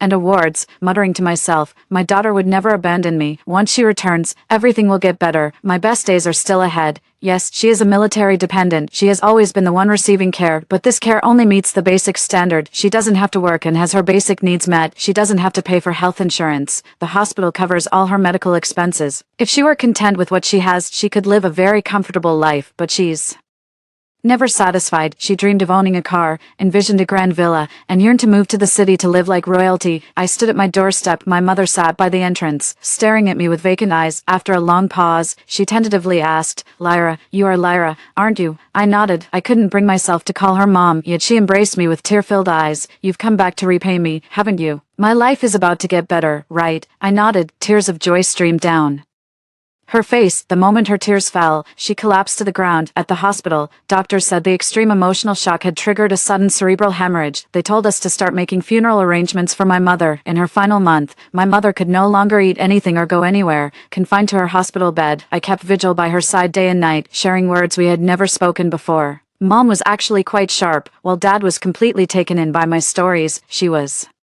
the first to notice something was off with me. "You're absolutely right. When Grandma was beating Jaden with a peachwood branch, I deliberately didn't stop her. I even told Grandma that the wood splinters from the branch had better exorcism effects, and suggested she shouldn't smooth out the rough edges so Jaden's flesh would be filled with peachwood fragments." Later, when Mom couldn't take it anymore and wanted to leave the village, asking me to take care of my brother and grandmother, I was the one who told the villagers that you had abandoned us and were out looking for another man. It was also me who asked the teacher to specifically bring Dad back, so he could persuade you to let me go to school. At least this way we wouldn't give the villagers anything to gossip about. Dad cares more about saving face than sparing his wife from suffering, and when the village chief's one-eyed son wanted to marry me, I intentionally made Dad believe the mayor's son was pursuing me. Can't blame anyone but your own greed for actually falling for it. Have you ever stopped to consider our family's circumstances, or what your daughter actually looks like? How could you possibly entertain the notion that the mayor's son would ever look twice at me? When I recounted every moment of those years of silent endurance to my mother, she wept uncontrollably. Her eyes could no longer see, her voice had been stolen. Yet her body continued to tremble violently. The doctors advised me to give up on treatment, but this is my mother we're talking about. She's the only family I have left in this world. How could I possibly let her die? Just slip away like that? My mother teetered on the brink of death 20 times. Each time, I begged the doctors to save her at any cost. Everyone thought I was the epitome of a devoted daughter, but deep down, only my mother knew I was doing it all out of spite. Payback for all the suffering I endured those years, retribution for the misery I suffered in my past life. Mom was hooked up to tubes all over her body. After a month of agony, they finally breathed their last. I laid her to rest deep in the earth, planting peachwood all around her grave. Grandma always said peachwood wards off evil spirits. It can suppress malevolent entities. I wonder if the peach trees Grandma spoke of could truly subdue my mother's restless soul. After all, I don't want someone like that to get another chance at motherhood in their next life. Story 2. The zombie apocalypse begins in 1 week, and I've been reborn. In my past life, my boyfriend and best friend betrayed me, leaving me to die by zombie bites. They even skinned my 2 cats alive. This time, I won't be love-struck and naive. I'll make them pay for this, spend every penny stockpiling supplies, then teach those scumbags a lesson. In the end, I'll retreat into my house with my 2 cats and live in complete isolation. I bolted upright, only to realize I was lying in bed all alone. What's going on? Didn't Kai just push me into that zombie horde? Ding.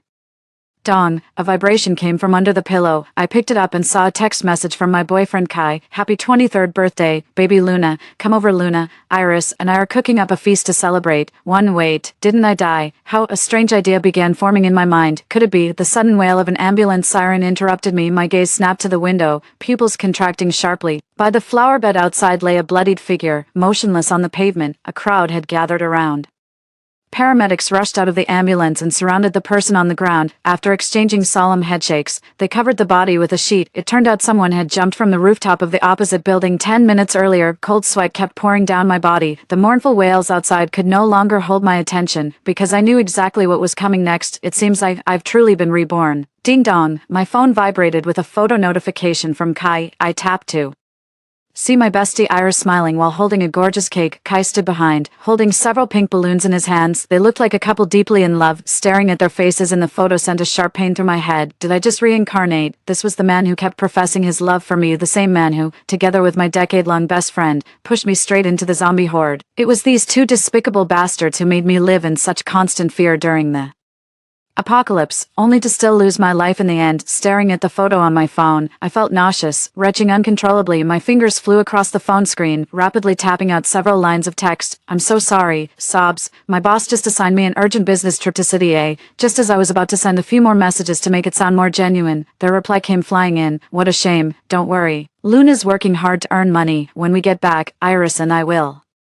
Make it up to you with a proper birthday celebration. Kai's message made me physically sick. After my parents disappeared, they left me an apartment, a car, and 300,000 yuan. Over these years with Kai, he and Iris Sweet talked me into investing 200,000 yuan in their so-called venture. Never in my wildest dreams did I imagine the two people I trusted with all my heart would secretly hook up behind my back. In the end, it cost me my life, being slowly devoured by zombies, bite by agonizing bite. Now that fate has given me a second chance, I'll never let that nightmare repeat itself. I'll make sure to witness those scumbags get exactly what they deserve. I will survive and thrive in this apocalyptic world. My gaze involuntarily fell upon the bracelet around my wrist. I grabbed the small scissors from the nightstand and jabbed them into my hand. Drops of blood trickled from my palm onto the bracelet, which suddenly emitted a blinding light. Ding. Portable subspace successfully bound. Hearing this inexplicable voice, I immediately felt a wave of relief wash over me. In my past life, I never realized the bracelet's mystical properties. I simply thought it was pretty. My mother gave it to me before she disappeared, saying it was a family heirloom I must never take off. Little did I know, after the apocalypse, Iris would snatch it for its beauty, ripping off a layer of my skin in the process too. Had their bedroom door not been slightly ajar that time, letting me witness Iris magically produce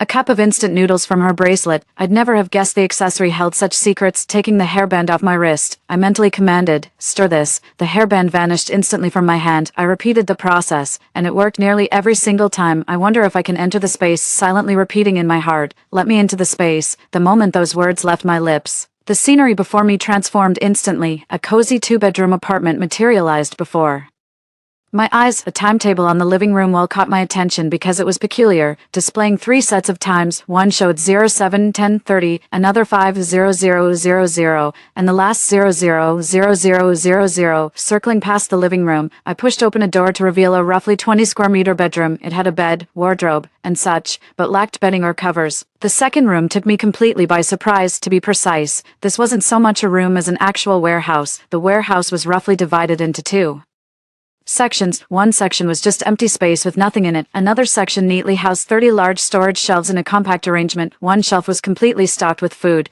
including at least 10 bulk bags of instant noodles alone. No wonder Iris could still pull out food from this space in her past life without prior stocking opportunities. Counting my steps, I estimated this area to be roughly 400 to 500 square meters. Beyond these, there's also a bathroom, a kitchen, and a 30 square meter terrace. A large capacity trash bin is placed in the corner of the terrace. The terrace even connects to a nearly 100 square meter field on its side. The space is full of surprises at every turn. With this plot of land, I should still be able to grow fresh vegetables after the apocalypse. As I exited the space, my eyes instinctively darted to the timetable. Then the scene shifted back to my familiar bedroom. I grabbed paper and pen from the nightstand, recorded both entry and exit times from the clock, and after some thought, began to see the connection. The first time matches what's on my phone. That's the actual current time. The second one must be a 5-hour countdown. I still haven't figured out what this countdown and that unchanging final time actually mean. When I opened the bedroom door, 2 fluffy furballs came darting over, rubbing against my ankles. These are my 2 cats, Buddy and Mia. I opened 2 large cans of food and filled their bowls. Watching them purr and gobbled down the food filled me with guilt. The secret of the bracelet from our past life was discovered by Iris only after all the food had been eaten. I was completely restrained by those toxic men and women. Then I watched helplessly as they skinned the barely alive cubs and devoured their flesh. They feasted for 3 full days. The sickeningly sweet aroma of roasted meat permeated the house for those 3 days, filling me with grief and nausea. Given a second chance, how could I possibly let this happen again? Buddy and Mia are like family to me. I'll make sure to protect them with everything I've got, playing with the feather wand for the little ones while planning my next moves. Judging from the zombie outbreak in my past life, I only have 7 days to prepare. During this time, I need to stockpile enough supplies to last me and my 2 fur babies for several years. Most importantly, in the apocalypse, you can't trust anyone's intentions. Whether it's to fend off zombies or guard against opportunistic humans, I'll need to arm myself with both defensive and offensive weapons. I currently have 100,000 in savings, plus another 100,000 left by my parents. As a precaution, I've also secured nearly 200,000 from various loan platforms. With careful budgeting, this should be enough. Time was of the essence. After a quick breakfast and requesting 10 days leave from my boss via phone, I immediately set out to gather supplies. I went to the car rental shop, looked around, and ended up renting a minivan from the owner for 10 days. After some Persistent haggling, I got the owner to rent it to me for $900. Actually, my parents had left a car for me, but back then, Kai asked to borrow it for his commute a few times, and the car never made its way back to me. I cursed myself twice for being such a lovesick fool. Scrolling through my phone, I found the contact number of that window installer I'd randomly added before. We agreed I'd pay a deposit to have him install a security screen door today. Putting down my phone, I drove nearly an hour to the largest pet supplies factory in the neighboring city. When the boss heard I wanted to sponsor a stray cat rescue shelter in another city, he cheerfully led me into the factory. Buddy and me are such low-maintenance cats. They know how to use the toilet, saving me a fortune on cat litter. For a 10-year apocalyptic scenario, we'd need 120 bags of cat food, 1,000 cans of cat food, 10 years worth of deworming meds, internal and external, common feline medications, 10 cat beds, for cat trees, 30 scratching posts, 10 Elizabethan collars, and 10 sets of food water bowls. Considering the need for stealth during the apocalypse, we'll only use one toys indoors, so I just bought 30 of them. After some thought, I don't think I've missed anything. Paid the deposit to the beaming, squinty-eyed shop owner and gave him the warehouse address, insisting he must deliver tomorrow. This warehouse was rented for Kai after he suddenly got the business bug and pestered me relentlessly for a year-long lease. Ended up being a wasted effort. The business never took off and the warehouse sat unused. Never thought this would actually come in handy. The warehouse is in a remote suburban area with few people around, and Kai would never come here anyway. Having the boss deliver the goods here is absolutely foolproof. After dealing with the cat situation, I planned to pick up some supplies in town before heading back. Following the GPS, I drove to the wholesale market where shelves were packed with everything imaginable. Try to pick items that are both affordable and healthy. I visited every wholesale market, farmers market, and bazaar that showed up on the navigation, purchased goods in small batches, loaded them into the van, then transported everything to storage. I drove back to Fengcheng while shopping, then continued my bulk buying spree at the wholesale market there. The final haul included 700 bags of salt, 500 bags of sugar, 30 portions each of various seasonings, 5 drums of soybean oil, 5 of olive oil, 10 each of peanut, corn, and rapeseed oil, plus 10 clay pots of homemade chili paste and fermented black beans. Knowing fresh vegetables would be scarce during the apocalypse, I stocked 40 packs each of assorted dried fruits and dehydrated vegetable mixes, 30 cans each of milk powder, lotus root starch, and oatmeal, 30 large bags each of soy milk powder and cornmeal, 600 bags of rice, 200 g of flour, and 500 packs of 320 g noodles, 100 caddies of dried shiitake mushrooms, 100 caddies of dried wood ear fungus, 200 packs of seaweed, 50 caddies of dried kelp, and 50 caddies of dried bean curd sticks. Purchased 125 cases of instant noodles in various flavors. After all these trips, I'm completely exhausted. Can't believe it's already 6 p.m. Realizing I hadn't eaten lunch, I grabbed a jianbing from a street vendor before continuing with the shopping. I drove to Fengcheng's East Market, which specializes in clothing and home goods. It was almost 7 p.m., yet many vendors were still keeping their stalls open. With my mask secured, I browsed around and haggled with vendors, scoring everything I needed at rock-bottom prices: 10 pairs of summer sandals, 15 pairs of slippers, 10 pairs of winter boots, 10 pairs of fleece-lined slippers, 100 pairs of summer socks, 50 pairs of thermal winter socks, 20 sets of thermal underwear, 20 undershirts, 100 briefs, 10 winter hats, 10 scarves, 10 cold-proof capes, 100 basic t-shirts, 50 assorted summer pants, 30 fleece winter pants, 20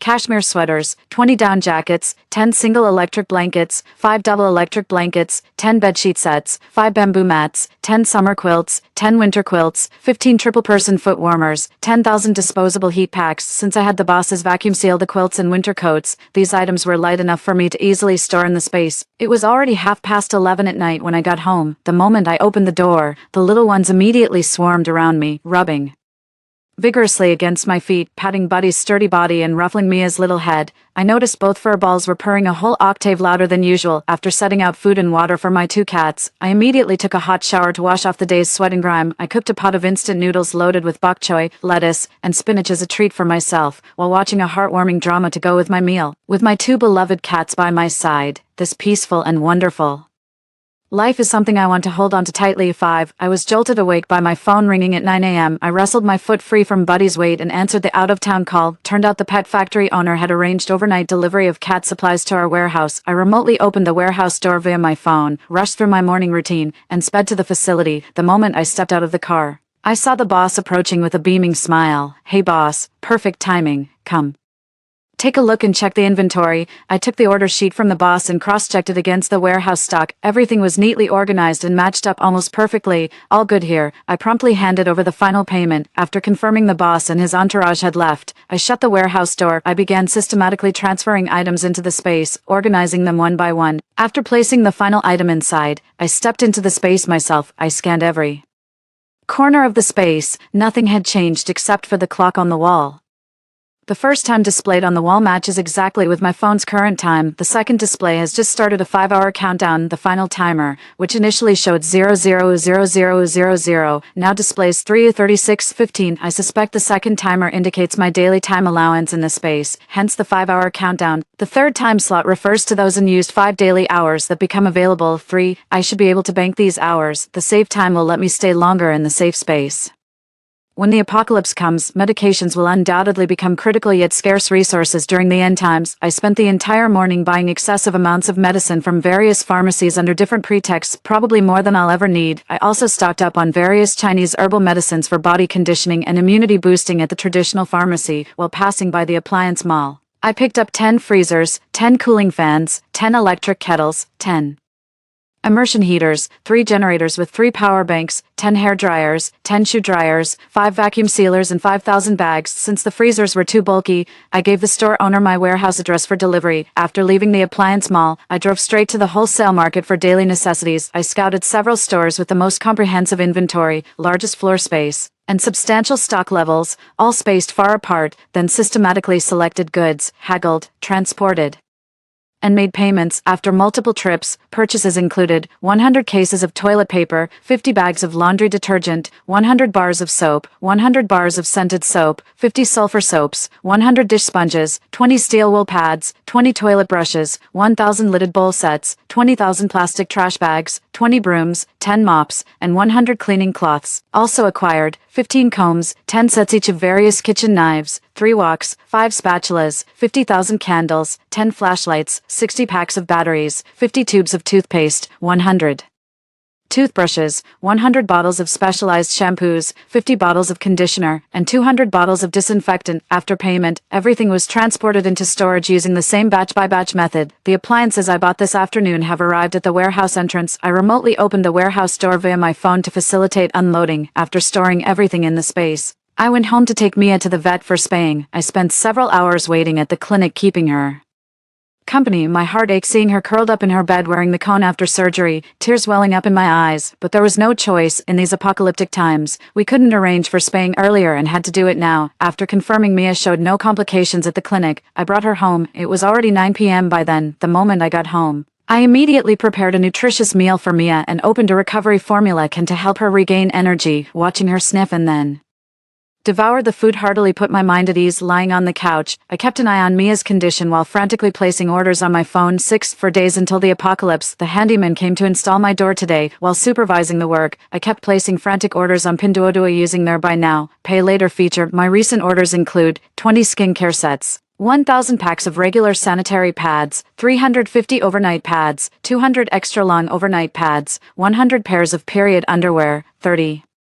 pairs of sanitary shorts, 10 boxes of face masks, 1,000 disposable gloves, 30 pairs of rubber gloves, 30 jars of assorted jams, 5 pairs of night vision goggles, 3 high-definition telescopes, wood glue, super glue, hot melt adhesive, and 20 black trench coats, 5 metal baseball bats, 5 military shovels, 5 multi-tools, 20 dart practice sets, 1,000 throwing knives, 20 high-voltage anti-wolf devices, 20 pepper sprays, 100 metal door jammers, 10 chainsaws, 5 compound bows, 10,000 steel ball bearings, 30 10 tier 2-meter shelving units, 5 mini cameras, 10 high-capacity USB drives, 5 gas masks, 2 cases each of assorted breads, 10 cases of 8 treasure porridge, 200 packets each of 50 vegetable seed varieties including baby bok choy, crown daisy, lettuce, scallions, yumai greens, Shanghai greens, choy sum, pak choy, cilantro, celery, chives, loofah, etc. I deliberately use different shipping addresses and contact info for each online purchase, though collecting packages becomes more cumbersome.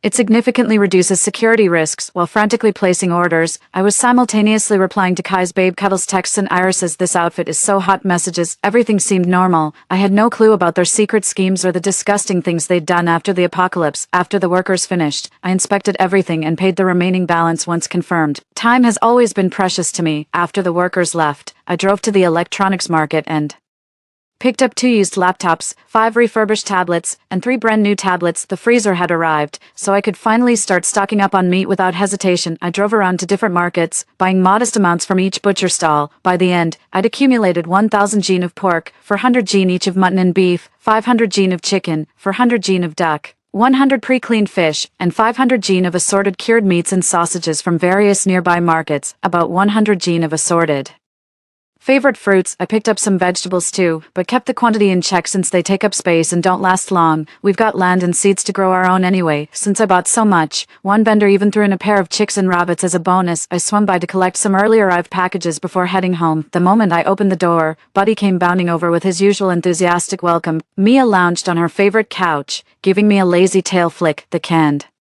food and nutritional meals had already been devoured. Hard to tell whether Mia or that glutton Buddy polished it off. I opened another recovery can for Mia. Mia sniffed the air and cautiously hopped off the couch, then eagerly gobbled up the food from the can. With lightning reflexes, I scooped up Buddy as he tried to sneak past and lifted him into my arms. "No, sweetie, your sister isn't feeling well. This is for her." Gave Buddy's plump, bouncy bottom an affectionate pat that chunky rump could rival a marshmallow. Took out the meat I bought from storage and gave it a quick prep, then sorted everything and stored it in the freezer. Only noticed several unread WeChat messages when I finally plopped on the couch to rest. Clicked to check. It was Kai. Has Luna returned from her business trip? After scrolling through some meaningless pleasantries, I finally saw the bullshit he was trying to spew. Luna. Iris accidentally hit someone with her car the other day. They're demanding $500,000.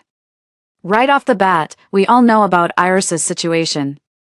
We're the only ones who can help her now. I did the math. Selling your parents' condo would cover Iris's troubles. We could even take a vacation with the leftover money, maybe put some aside. In my past life, I followed their advice and sold my house for $700K, only to end up homeless and forced to move into their shared apartment. The zombie outbreak hit right after I moved in. Kai and Iris dropped all pretense, flaunting their lovey-dovey hubby and wifey act in front of me daily. This time I'm wide awake. I've got 2 fur babies counting on me for protection. I'm never making that love-struck fool's mistake again. I'm not selling the house, and that's final. Fingers flew across the screen as I quickly composed and sent the message. What? That's serious? All right, I'll contact the agent today. Let me swing by to pick up my car first. It's such a hassle running errands without a car. They hesitated visibly when I asked for the car, but reluctantly agreed, knowing how inconvenient paperwork would be without wheels. All right then, just remember to fill up the tank before returning it to me. I couldn't help but find it amusing. After lending him my car for so long, he started acting like it's his own. Picked up my car and keys from Kai at his workplace, deftly dodging his flirtatious gestures before finally bidding him a reluctant farewell. Since Kai and Iris worked at the same company, they decided to become roommates after discussing it. They're both at work now, so the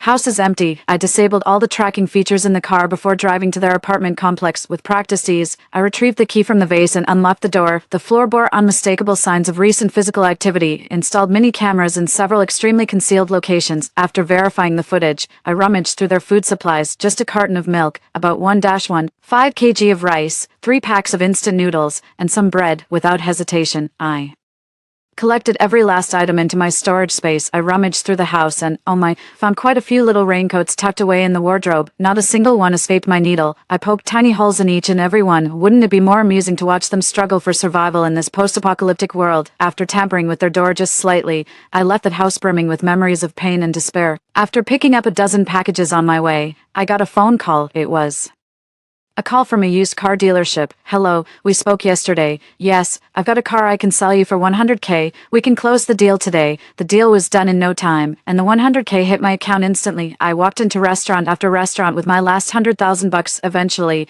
I'd ordered 100 portions of every dish I truly enjoyed at breakfast joints. I'd buy every last pastry they had in stock. I spared no expense at my favorite street food stalls either, thank goodness.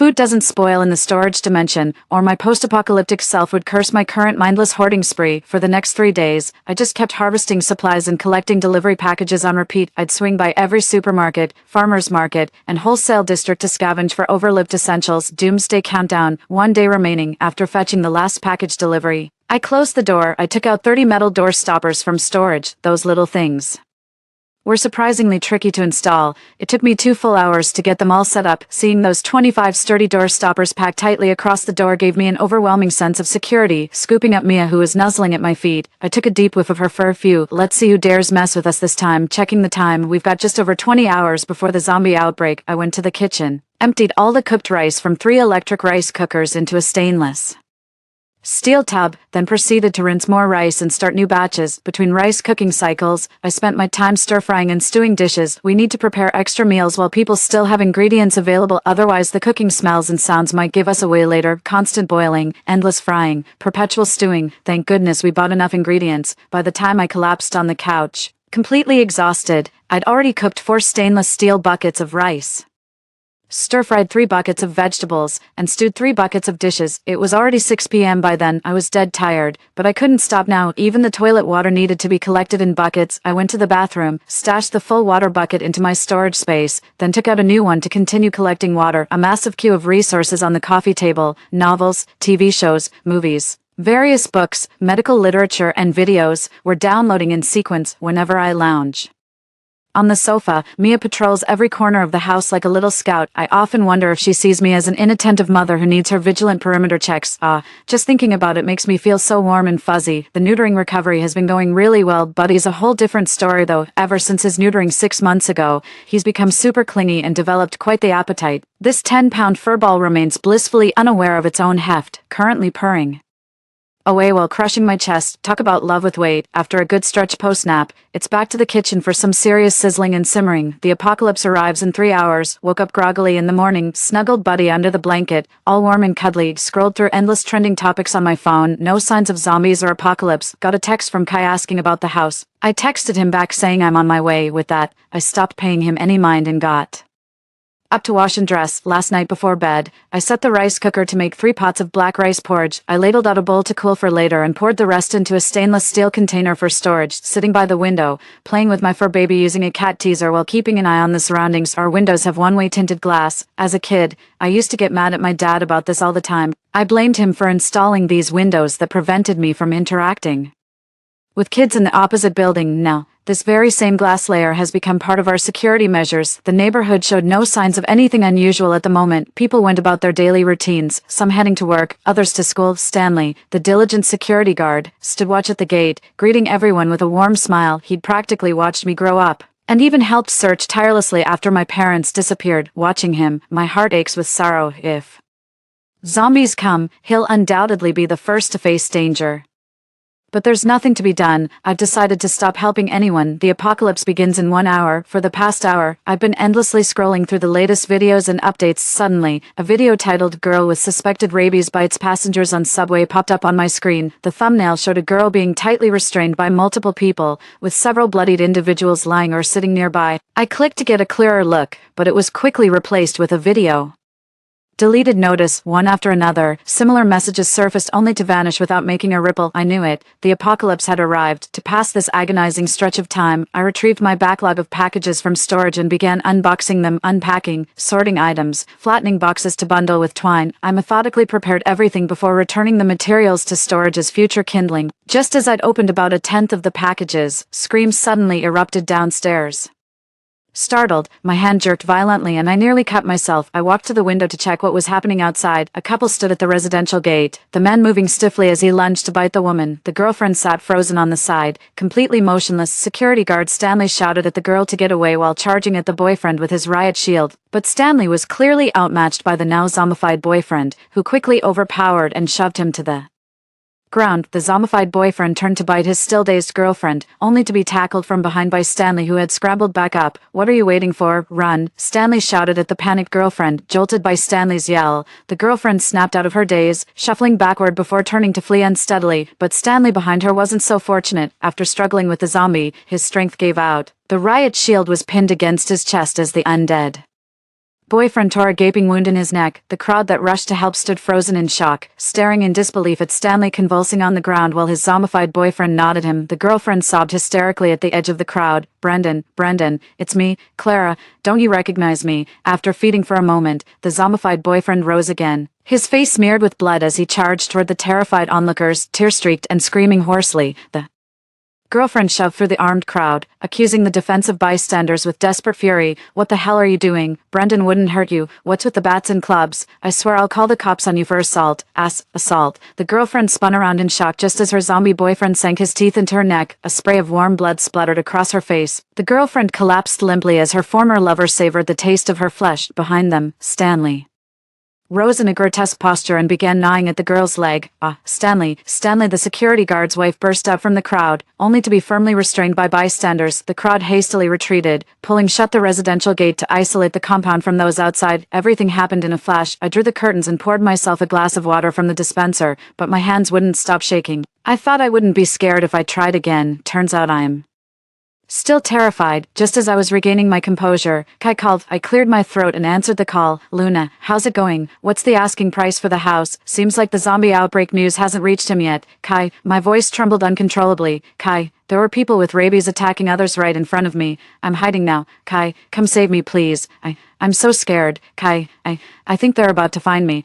After delivering these lines, I set the phone aside and crumpled nearby cardboard scraps to mimic flesh-tearing sounds, punctuated with occasional pained whimpers. Kai kept asking what's wrong, repeatedly, but after getting no response from me for a long time, he eventually hung up the phone. The moment the call ended, I immediately turned on the computer monitor. Everything was connected there, including the cameras installed in their house. Iris coquettishly snuggled up to Kai, batting her big, manipulative doe eyes while speaking in a distinctly displeased tone. Kai, what did she mean by that? Kai took a drag of his cigarette while groping Iris's thigh. No idea. Weird. Let me call her again to check. The phone on the table kept vibrating, but this time I wasn't going to answer his call. I'd completely lost interest in opening packages by this point. Scrolling through my phone by the window, I kept watching the unfolding chaos outside. The horde of zombies outside our compound had swollen to 20 or 30 strong. Nearly every passerby fell victim to them. The neighborhood's WeChat group exploded with activity as everyone discussed the recent incident. Most dismissed it as a mutated strain of rabies and didn't take it seriously, grumbling about the property management's decision to temporarily lock down the complex. A few members sensed apocalyptic undertones and urged others to stockpile supplies in the group chat, but messages scrolled by too quickly. These warnings were drowned out in the flood of complaints against the property managers before gaining traction. I sighed quietly to myself, exiting WeChat. I scrolled through videos hoping to learn about situations in other regions. I came across several videos tagged zombie or rabies, but they kept getting mysteriously taken down before I could watch them properly. In the kitchen, I cooked several pots of rice and stir-fried multiple batches of dishes. No matter how much I stockpile these essential supplies that give me a sense of security, it never feels like enough. Day 3 of the zombie outbreak, I stored the filled water bucket from the toilet into my dimensional space and took out a new one to replace it. I've stopped cooking stir-fries altogether. During this time, I kept watching out the window and saw many familiar faces. Frustrated by the property management's lockdown, over 20 residents banded together and forced open the sealed gates past midnight, overpowering the security guards. In the end, they all became fresh recruits for the zombie horde. Their families witnessed everything, and soon the entire neighborhood echoed with wails of grief. Some brave souls rushed out to confront the zombies in desperate attempts to save their infected family members, only to end up joining the undead horde themselves. After witnessing these tragic outcomes, no one dared to act recklessly anymore. The shattered residential gate couldn't be repaired, allowing hordes of zombies to flood in and roam the compound freely. Kai kept calling me repeatedly, but I never picked up. From their conversation on the surveillance feed, it seems they assumed I'd been devoured by zombies on the very first day. That was exactly my intention, but they're having a rough time of it. They thought they had enough supplies stocked up, so they didn't rush to hoard provisions initially. They only realized they'd completely run out of food when it was time to eat. This led to a heated argument between the two. The security footage showed Kai and Iris constantly typing on their phones before heading out. Soon they returned with a plastic bag containing a few pounds of rice, likely purchased from a neighbor. Their relationship is still going strong. Quickly cooked the rice, added some seasoning, and devoured it with delight. Then with a full stomach came lustful thoughts, taking out the torn from the wardrobe. The rest was too much to bear. Even the delicious meal in my hands lost its appeal. Covered the screen with a rag to spare my fur baby's delicate eyes. I laid thick soundproof padding across the floor. The slightly cool weather seemed perfect for my two fur balls, who kept rolling on the padding and flashing their bellies to them. Nothing's changed in this world, except I no longer leave home every day. After quietly patrolling around, Mia came back and curled up beside me, contentedly grooming herself. Buddy kept circling and sniffing around the foam roller, pawing at the spot where I usually keep the cat teaser. He absolutely loves batting that cat teaser around in That corner, the jingling sound of the cat teaser was too conspicuous, so I stashed it in my storage space on the second day of the apocalypse to avoid drawing unwanted attention, walked over and scooped Buddy onto my lap. Giving him comforting pets, he fell asleep purring almost instantly. Day 15 of the apocalypse, my daily routine involves scouting outside, monitoring those toxic X's, tracking zombie numbers, playing with my fur baby, studying survival guides, and practicing with my compound bow. Compared to my past life, the structured routine I have now feels almost surreal. I check our neighborhood WeChat group daily, watching the growing anxiety in the chat. Residents are furious at the property management's inaction. Nothing's been done since the gate was breached. Most households are now running critically low on supplies. Could anyone spare a bag of rice for my family? I can pay 1,000 yuan. 1,000 yuan. That's too low. Maybe I'd consider it for 10,000 yuan. 10,000 yuan. Good grief.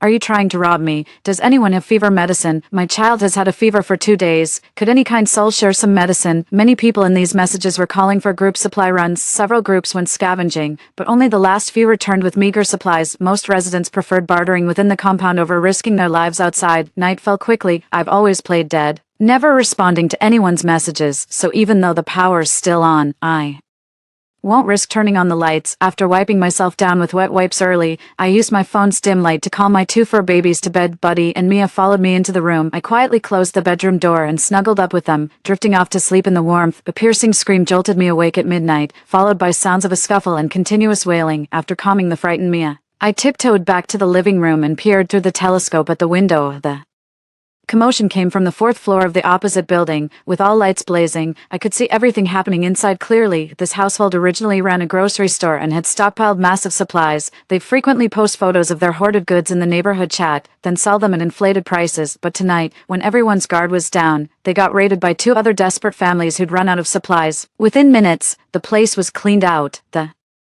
whole family sat wailing on the floor. The 2 raiding families had already made their getaway, staring at the security door already barricaded with 25 door stoppers. I pondered for a moment before retrieving a large quantity of thumbtacks from my dimensional storage. 7. I meticulously scattered the thumbtacks across the floor from the entrance to the living room. Then I strategically placed more tacks near all potential entry points like windows. Only after completing these defensive measures could I finally retreat to my bedroom and sleep soundly. When I woke up in the morning, I went through all the group messages as usual, especially the neighborhood group chat. Many people were discussing what happened last night. Everyone was comforting the burglarized family and condemning the thieves, but I could sense strong envy and schadenfreude in their words. 1 month into the apocalypse, I've kept every inch of the space as land productive. My morning routine begins with tending vegetables and caring for the baby rabbits and chicks inside the space. Buddy and Mia were chasing each other around playfully nearby. Compared to the oppressive environment outside, it felt like a peaceful pastoral life inside the space. Before the 3-hour limit expired, the human and 2 cats exited the space, perched by the window. I kept watch for any suspicious movements outside while painfully studying medical texts by the sliver of light sneaking through the curtains. The phone's vibration startled me. When I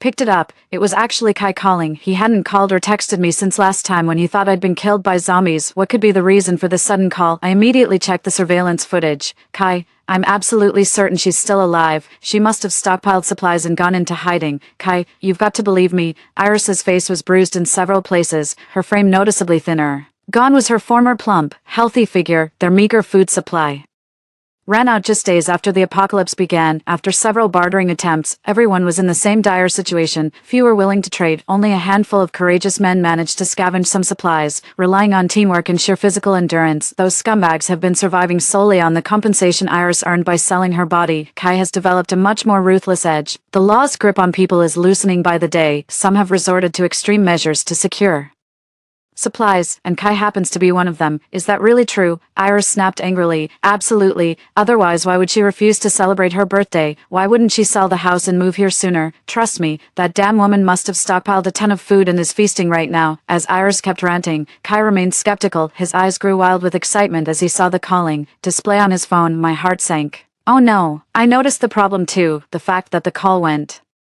through means the phone still has battery.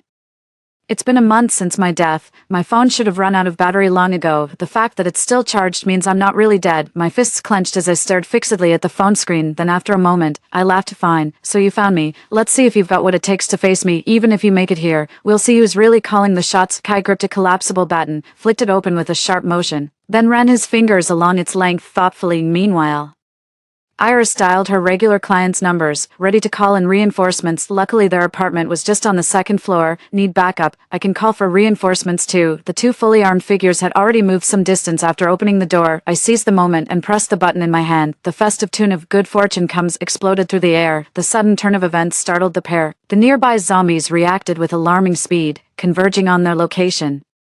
Kai and Iris hastily retreated into the house. They barely made it in time. Just as the zombies' claws were about to grab Iris from behind, the two dashed back inside. With a thunderous bang, the doors slammed shut, separating the howling undead from the terrified pair now safely inside. Iris was too petrified to speak. Nobody could have predicted that a random song would start playing at this moment. Kai's eyes burned with pure malice. Well, so you're not dead after all. You've been playing me. That move just gave away my position. Can't believe these two are still alive after that. No matter. I've got all the time in the world to play this game with you. Iris's unusual behavior has me concerned. Could it be? Did she also get reborn? 2 months into the apocalypse, I thought for sure Kai and Iris would come running the moment they realized I was still alive. But after luring zombies to block them a few times with my old tricks, nothing happened for nearly 2 weeks. Just some shady deals. With the supply kingpin in our building, never dropping my guard, I kept up daily surveillance like clockwork. Stuff from lunch in my hideout, I lazily scanned the surroundings through my binoculars. The zombies are getting smarter. From just wandering around buildings at first, they've now learned to climb stairs and mimic human speech without courage, weapons, or companions. People dare not even open their doors to trade or scavenge for supplies, terrified of rounding a corner straight into a zombie. Only organized teams manage to bring back supplies from outside. The neighborhood chat has gone quiet. Many have simply vanished without a trace. Some speculated they starved to death. Others thought they opened the door to zombies. And a few believed they jumped from the building one night. Oh my god. I just heard something on the radio. A piece of news caught everyone's attention. What news? Someone immediately asked. The signal kept cutting out, but I think they said there'll be an airdrop at 9 a.m. tomorrow. Really? Seriously? That's amazing. The group chat instantly lit up with excitement. The supplies arrived right on schedule the next day. A helicopter dropped numerous packages over the residential area before hastily flying away. The packages lay piled on the ground, yet strangely, no one came forward to claim them after what felt like an eternity. A trash bag came hurtling down from an apartment unit, bang, landing with a heavy thud on the flower bed below, as expected. The zombies lurking near the supplies began swarming toward Building 1. Seeing it worked, the men kept tossing down bag after bag of trash. The door of Building 3 behind the supplies creaked open as a fully armored man, wrapped head to toe, tiptoed to the stockpile, snatched 6 or 7 bags, and darted back inside. Soon after, several more trash bags came raining down from Building 3, with the zombies distracted by the noise. A man emerged from Building 1. The man tiptoed away with 5 or 6 bags of supplies. Seeing their success, others quickly followed suit. The situation immediately descended into chaos. The supplies were snatched up in no time. Every cloud has a silver lining. Some danced with joy after securing supplies. Others beat their chests in frustration after narrowly missing out. The unluckiest didn't even make it past the doorway before becoming zombie chow. I suppose grabbing supplies in full public view might actually be a hidden risk, but when supplies run dangerously low, desperate measures become unavoidable. Just as expected, the neighborhood chat erupted with hostile arguments. Those who missed out are now aggressively persuading the lucky ones to share their supplies. 8 outright threats. In the dead of night, half asleep, I seemed to hear screams, wails, and the sounds of smashing. I got up to check what was happening. 5 families who'd secured supplies during the day were burglarized by multiple intruders that night. An entire family was slaughtered. Women from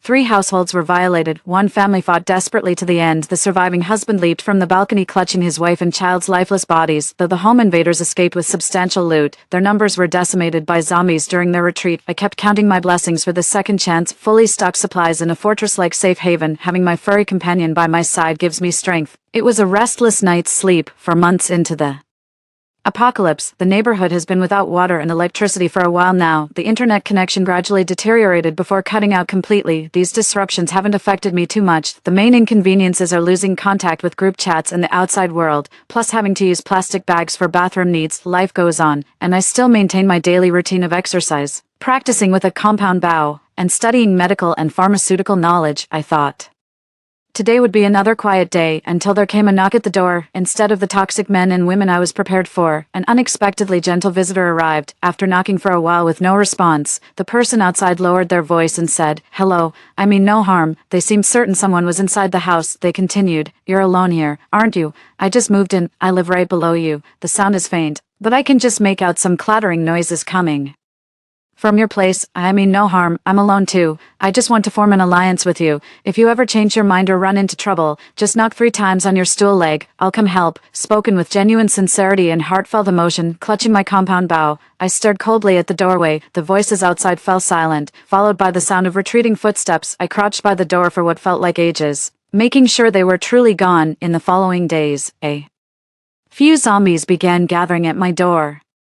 Howling and occasionally slamming against it, I teleported the couch into storage and back out, silently positioning it to barricade the doorway. The zombies' howls still sent chills down my spine. I kept my distance to avoid detection at all costs. That guy downstairs would always show up right after the zombies left my door, then left behind a few gentle words of comfort. By the 5th day of this standoff, the man's patience had clearly worn thin, from gentle knocks to forced entry attempts, from soft-spoken pleas to vicious threats. The door held firm. Strangely enough, no zombies appeared during this time. After some thought, I realized there must be many accomplices. They didn't last long outside before leaving again. I planned to keep watch tonight, just as expected. I noticed something unusual at 4 a.m. The metallic clang of the outer iron gate signaled they'd resorted to brute force. I'm dying. Someone help. I know where to find stockpiled supplies. My feeble voice barely carried through the double doors. What? Say again. Hearing the noise, the person outside perked up and pressed their ear hard against the door. Rustling sounds came from behind as faint whispers reached me. It seemed many others were crowding closer. I kept speaking softly while timing it perfectly, then yanked the wall-embedded switch with sudden force, without mercy.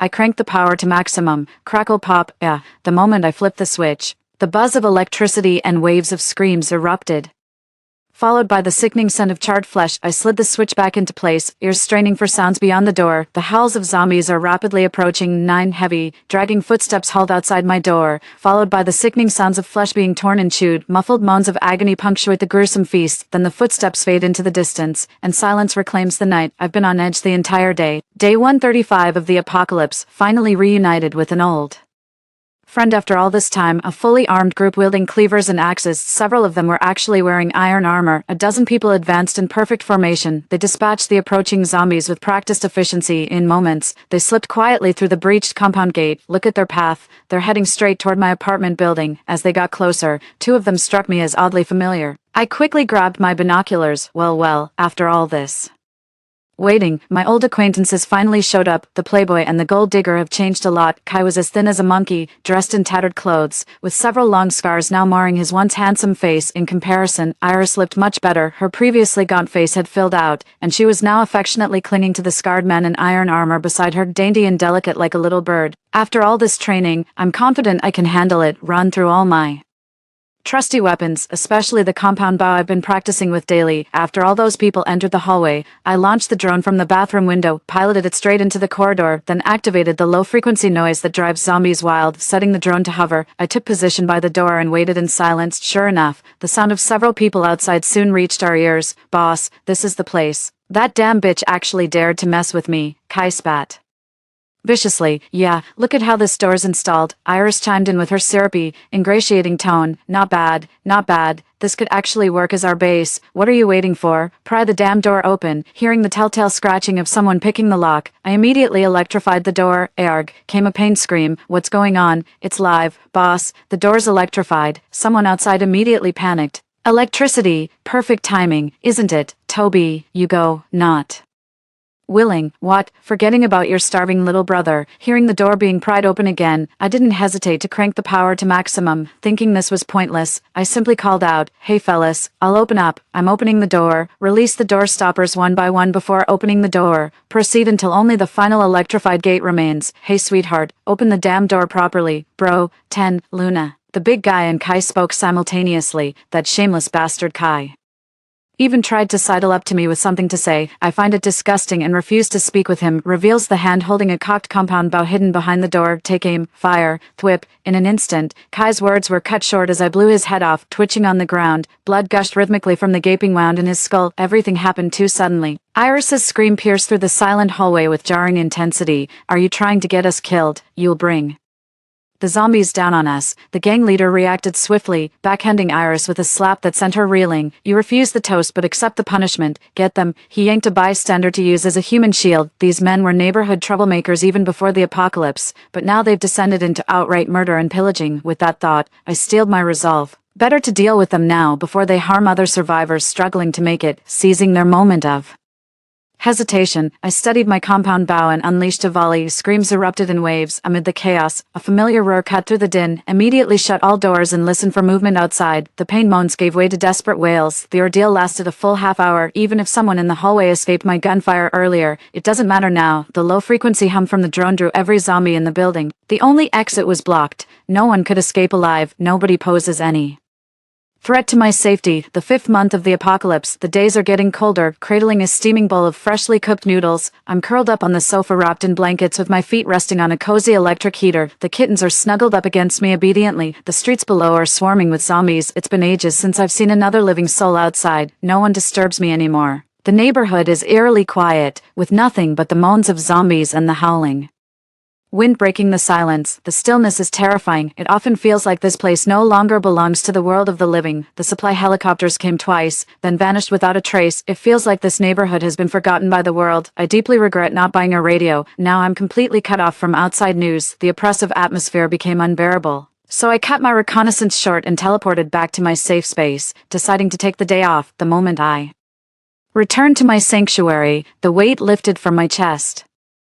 Lounging lazily on the couch, tucked under a blanket with my feet in the foot warmer, pure bliss, feeling completely safe in this cozy space, I soon drifted off to sleep. The 2 fur balls were carefree as can be. They dashed straight to the patio upon entering, chasing after the chicks and bunnies. Mia waited until I woke up before bringing her little ball, begging me to play with her. Meanwhile, Buddy got hungry and started tugging at my sleeve, leading me to his food bowl. Absolutely adorable. All the negative effects from my solo reconnaissance mission instantly melted away. The 6th month of the apocalypse. Today is New Year's Eve, a time for family reunions. What used to be a lively and heartwarming occasion now feels unbearably bleak and desolate. I thought this day would be just like any other. To our surprise, the long-absent helicopter arrived with supplies. Crate after crate of supplies were airdropped. Faintly, we could hear, "Hold on, everyone, hope is coming. The day will come when we meet again under the sun. Happy New Year." I felt a stirring in my heart. Our country never abandoned us after all. His voice abruptly cut off. There are still people fighting hard for our beautiful reunion in the future. The helicopter came in haste and left just as quickly. I stared intently at that pile of supplies. I longed to see a figure appear,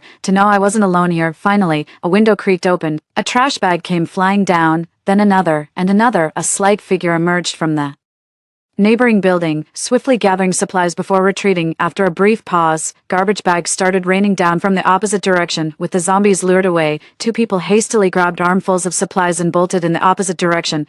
Once, twice, 3 times, supplies were running dangerously low. No internet, no communication. Even those who might have been at each other's throats in the group chat were now covering for one another in silent understanding. The pace gradually slowed as the last remaining supplies lay untouched on the ground. When my gaze inadvertently followed their line of sight to that building, I raised my binoculars. Sure enough, on one of the floors, a window stood ajar. 2 children stared anxiously at the pile of supplies. The wind had chapped their gaunt cheeks crimson. My rational mind told me to stay hidden, unseen by anyone, yet my body moved as if possessed, hauling bag after bag of long-accumulated trash to the windowsill. My hand pressed against the window as I took a deep breath, steeling my resolve. With a firm push, the long-sealed window swung open effortlessly. A frigid gust burst through the window, carrying snowflakes that sent shivers down my spine. I spent what felt like ages tossing garbage bags out the window, too afraid to look down or pause. After disposing all the trash, I turned to the supplies only to find the space completely empty. I immediately looked toward the building in the distance. The boy beamed with joy, surrounded by piles of supplies. 11. The girl waved at me cheerfully. The biting wind lashed at my face as I thought I heard a girl's voice. "Thank you, sister, thank you." I hastily shut the window in a fluster. I recognized that little girl. She's the guardian angel for stray cats in our neighborhood. Her once round face is now gaunt as if chiseled by a knife. I wonder how that kind-hearted grandmother by her side is doing. The 7th month of the apocalypse. The number of zombies in the neighborhood has significantly decreased lately, seemingly moving with purpose toward a certain direction. Only a scattered dozen or so zombies remain, aimlessly shuffling about. Many seize this opportunity to bring back substantial supplies. It seems things are looking up, until 24 strangers entered the neighborhood. They were dressed head to toe, many wearing makeshift metal armor, axes, machetes, batons, even hunting rifles. Moving with lethal coordination, they cleared the surrounding zombies in mere moments. Without a word, they entered the apartment building nearest to the residential complex's main gate. My gut told me these weren't ordinary people. I hid behind the curtains, binoculars glued to the unfolding scene. Sure enough, they began kicking down doors one by one, looting supplies. They didn't stop until sunset. By then half the apartment building had been ransacked. I couldn't see anything beyond that. I've got a bad feeling about this. We might be heading into a major Battle soon. Thankfully, I live on the top floor. It should take them a while to reach me. After confirming it was completely safe outside, I opened the door again. The hallway was pitch black, but I didn't dare turn on my flashlight. I pulled out the night vision goggles from my storage and scattered hundreds of thumbtacks across the stairwell like they were free. Over 2 days, many residents in the neighborhood banded together to resist. But after 2 gunshots took down their leaders, everyone backed down in fear. They traced it to my building soon enough. Thankfully, it was getting dark. Our first line of defense might just work. Through the door, I heard the sound of laughter and playful banter echoing in the hallway. They're coming any second now. Pressed against the door, I listened to the noises outside. Phew, bro. Finally the last floor. That climb nearly killed me. Damn right. Every time it's a high floor they call us to. Screw that. They really think we're pushovers. Yeah, the voices grew closer. Bro, what's wrong? Ouch, ouch, ouch. Damn it. It's an ambush. A rapid metallic clanging sounded before the door was violently kicked in. Without hesitation, I yanked on the power switch. The screams trailed off into weak whimpers, leaving only pained moans. The other guy ran off, probably to get reinforcements. I swung the door open and stared coldly at the writhing figure on the ground, drew my bow and took the headshot. These bastards had 2 shotguns between them. In a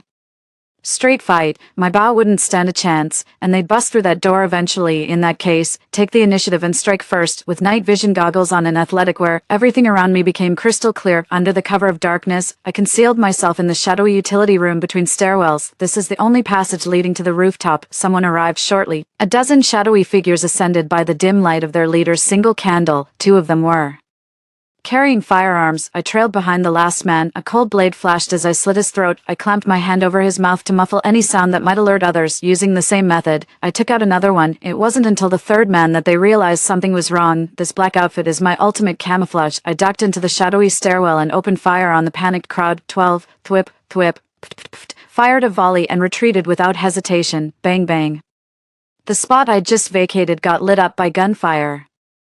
I climbed up the fire escape and quietly crept up behind them. The gunman's figure suddenly loomed large before me. Sensing something, he turned around only to see a dark shadow. Whoosh, thud, blood splattered everywhere. Behind you, behind you. The crowd scattered, but to my eyes, they were just moving targets. This might be the most sinful day of my life. I broke the last man's leg, watching him limp back to their den. I smirked. Go on. Hurry back. Hope you'll like this gift. Quickly returned to my house, locked the door, and changed out of the blood-stained ninja suit. I picked up the binoculars and scanned the apartment building across the street. Just as expected, the bait successfully drew out the remaining targets. The moment was ripe, so I pressed the button. What a fine day it is. Jubilant music erupted through the air, shattering the city's deathly silence. The sudden blast of music left the people downstairs stunned. What the hell? What's going on? Damn mutt, you're gonna get us killed. Shut it off now, boss. The button's jammed. We can't turn it off. Fuck him. Smash it. Just smash the damn thing. The portable speaker was quickly destroyed, cutting off the blaring music abruptly, but all that greeted them was a horde of zombies doubling back toward the noise. The commotion downstairs was lively enough, if you could call the bloodbath a scene of activity. 1 year and 5 months into the apocalypse, the supply convoy arrived again, only this time it came in armored vehicles. Soldiers in uniform moved with practiced coordination, each shot finding its mark in the heads of the swarming zombies. Brains splattered everywhere, reeking of putrid decay. The soldiers piled up the zombies haphazardly, then raised a banner facing the apartment complex. The government has established safe zones. Come with us to safety. These words shone like a beacon of hope for the survivors. The long wait finally gave way to hope. People supported each other as they emerged from the shadows into sunlight. Basking freely in the warmth of the sun, I saw many familiar faces. The little angel girl and her brother were helping their grandmother Auntie Yang and Uncle Zhang selling jianbing at the neighborhood entrance. Little skateboarder Guigua and his mom, that low-key couple I've been shipping for ages. The soldiers went door to door, knocking on each apartment to ensure no one was left behind. Should I go? I asked myself, should I walk with them in the sunlight, or stay guarding this house? I guess I'm just being selfish. I gathered various seeds from the storage and packed them all into a bag. Then I opened the door and tossed the bag outside. After a moment's thought, I turned back and slipped a note inside, then returned to the space station to have dinner with the little rascals. No matter what, living here means Buddy Mia and I will always be safe, with so many people at the safe base. I can't guarantee this secret won't be discovered someday. I can't take any chances. In the stairwell, a soldier was panting as he knocked door to door to ensure no one was left behind. When he reached the 28th floor, he was startled to find a bag placed outside a resident's door. The bag was completely dust-free. To his surprise, it was packed with vegetable seeds. God knows how scarce vegetable supplies were at their base. Just as he raised his hand to knock in gratitude, a note caught his eye. He unfolded it to find elegant handwriting. 13. Hello, if the outside world ever becomes completely safe. Would you come knock 9 times at my door? After feasting to my heart's content in the space and playing an extended game of chase with Buddy Mia, I finally emerged satisfied. By then, the soldiers and gathered residents had all left the neighborhood. The few who chose to stay received enough supplies to last them quite a while if rationed carefully. I cautiously opened the door to find the bag by the entrance had indeed vanished. A note slipped through the door crack and fluttered down by my feet. I bent down to pick it up, written in shaky but deliberate strokes. It says, "Okay, the apocalypse. Who knows how long it's been, other than spending extra time peering out the window and observing. My days are mostly about letting Buddy and Mia out to play. Otherwise, I'm tending to the vegetable patch and feeding the animals in the space." Life was peaceful and comfortable that day. I was showering my little one with kisses on the couch when sudden footsteps outside startled me. I quickly stashed the 2 furballs back into my space and armed myself with a compound bow, cautiously approaching the door. I listened intently for any movement outside. The footsteps outside stopped, and I heard heavy breathing. Then, thud, the door was gently knocked. Knock, knock, knock, knock, knock, knock, knock, knock. Exactly 9 knocks in total. I stared blankly out the window as sunlight streamed in. Story 2. After inheriting the fortune, I burned myself 100 trillion hell banknotes. My aunt's family failed to scam me out of money and called me a lunatic, yet only I knew that 1 month later, the gates between the human world and the underworld would open. The existing monetary system collapsed overnight, and hell banknotes became the universal currency. In my past life, I was tortured and killed by my aunt's family for money. In this life, with trillions of hell banknotes at my disposal, I remained spotless while watching them turn on each other. I died 3 days ago. I spent my last hell banknote to save my aunt's family. After my parents passed away, I treated my aunt's family as my only relatives, yet they brutally tortured and killed me for a mere 100 hell banknotes. A month ago, the gates between the human world and the underworld were opened, and ferocious ghosts overnight took over the human realm. The old monetary system collapsed, and only hell banknotes could be exchanged for supplies. But why would normal people burn paper money for themselves while still alive? So the fierce ghost opened a bank where you could exchange body parts for underworld currency. After rescuing my aunt's family, they unceremoniously took over my house. Upon learning I was already bankrupt, they even set their sights on me. When I opened my eyes again, I found myself tightly bound by them. To keep the parts fresh, they dismembered me for a full day and night. The torment only ended when my head was finally severed. I died filled with hatred, never expecting heaven would grant me a second chance. Checking my phone, I see the apocalypse arrives in 1 month. I had just inherited the fortune at this time. My usually indifferent aunt suddenly clung to me like a parasite. In my past life, I couldn't see people's true intentions and actually treated them as my only family. However, having experienced the cruel apocalypse, I had long seen through their hypocritical nature. Seeing their hypocritical concern, I could only feel nauseated. But thinking of the impending apocalypse, I suppressed the resentment in my heart. The most important thing now is to hoard spirit money. As for these parasites, I want to see what fate awaits them in this lifetime without my desperate efforts to save them too. After my parents passed away, they left me an inheritance of 3 million. It won't be long before this money turns into worthless scraps of paper. I must hurry and exchange it all for spirit money before the apocalypse comes. After all, only the hell money burned before the apocalypse can be used after it. Opening the shopping app, bundles of hell money printed with the Bank of Heaven and Earth cost just 1 yuan each, incredibly cheap. However, looking at the denominations, I found myself in a dilemma. After the apocalypse, the highest denomination of hell money in circulation is only 100. In my past life, I personally witnessed someone flaunting wealth with $1 million hell note. The next second, they were torn apart on the street by a fierce ghost. Checking the money, I sent the purchase requirements and amounts to different merchants one by one. Some customer service representatives replied that they couldn't accept the order, but more often they took me for a scammer. After all, no normal person would buy 3 million in hell banknotes at once, and only in 100 denomination bills. It wasn't until midnight that a customer service representative finally took the order. Only the inventory was insufficient, and making new ones would take time. Can you be ready within 30 days? After a long silence from the other side, the reply finally came, yes, but our family's spirit money costs 3 yuan per bundle, with 100 sheets per bundle. Though slightly pricey, the quality is guaranteed. I gasped, feeling a sharp pang of distress. This is 3 times more expensive than other stores, but time was pressing, leaving me no room to choose carefully. I gritted my teeth and paid 30% of the deposit in one go. Then I contacted the incineration plant and had the boss deliver the goods directly there. Seeing how readily I paid, the boss beamed with delight and repeatedly promised to deliver quality work. With the boss's assurance, my anxious heart finally settled. Just as I finished dealing with the spirit money issue, my phone rang urgently like a death knell. Opening it, sure enough, it was Auntie. As soon as the call connected, my aunt started playing the emotional card. With your parents gone, we're family now, I scoffed, feeling a wave of Disgust seeing she was about to exploit my parents' memory again, I coldly cut her off. Speak quickly if you have something to say. I want to sleep. There was a pause on the other end of the line, followed by faint muttering. After a long silence, she finally spoke resentfully. Your cousin is getting married soon, but the housing situation still hasn't been settled. I sneered inwardly. The scene was all too familiar. In my past life, as soon as my aunt learned I inherited the estate, she immediately called to borrow money. At that time, I was still immersed in the grief of losing my parents. Hearing my aunt sell her emotions, I really thought she treated me as family. I tried so hard to be good to them, but what did I get in the end? Taking my parents' inheritance wasn't enough for them. They even wanted to use my house as my cousin's wedding home. If the apocalypse hadn't suddenly arrived, I might have already been kicked out, and when the apocalypse came, they brutally dismembered me for just 100 hell coins. Thinking of this, I suppressed my anger and interrupted my aunt. I don't have money. My aunt immediately raised her voice. How could you possibly have no money? Your father left you 3 million. What does a young girl like you need so much money for? Celeste, we're family. How can you be so cold? Is this how your parents taught you to behave? Seeing her dare to mention my parents, I shouted angrily. Apparently frightened by me, Auntie stayed silent for a long while. I sneered at my phone. I spent all the money on joss paper, believe it or not. After saying that, I immediately hung up the phone. 3 at dawn the next day, my aunt's family was already blocking the doorway. I deliberately left them waiting outside. Only when they were sweating from the heat did I leisurely let them in. My cousin rolled her eyes the moment she saw me, then, as if entering her own home, she flopped onto the sofa and scolded me. Are you deaf? You didn't even hear such loud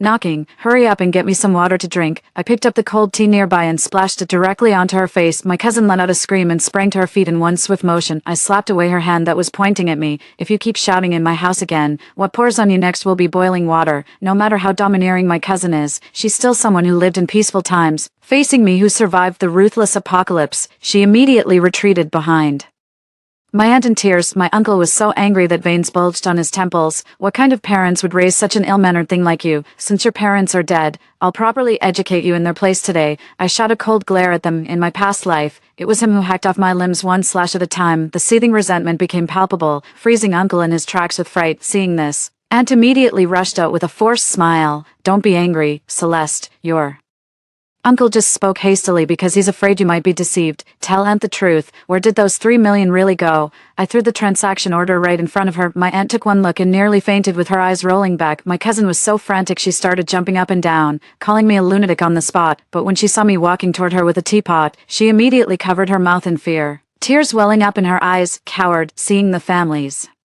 ashen faces, I sneered inwardly. The money belongs to my parents, so it's only right that I use it to buy joss paper to honor them. Anyway, I've spent all the money my parents left me, and only this old house remains. Aunt suddenly sat up, her eyes gleaming. I knew she had taken the bait, so I leisurely went to the kitchen to boil water and make tea, for occasional cries and commotion could be heard from the living room. Cousin was rolling on the floor, complaining that Auntie was too slow to act, letting the 3 million slip away. There's still this apartment. It's in a school district. It'll definitely appreciate in a couple of years. Don't worry, sweetie. Mom will definitely get it for you. I couldn't help but laugh out loud. Just when I was worried about not being able to sell the house, my aunt's family took the bait. When the apocalypse comes, all houses will be occupied by fierce ghosts. Humans who want shelter will have to pay with spirit money to rent from the ghosts. My house was taken over by fierce ghosts just days after the apocalypse began.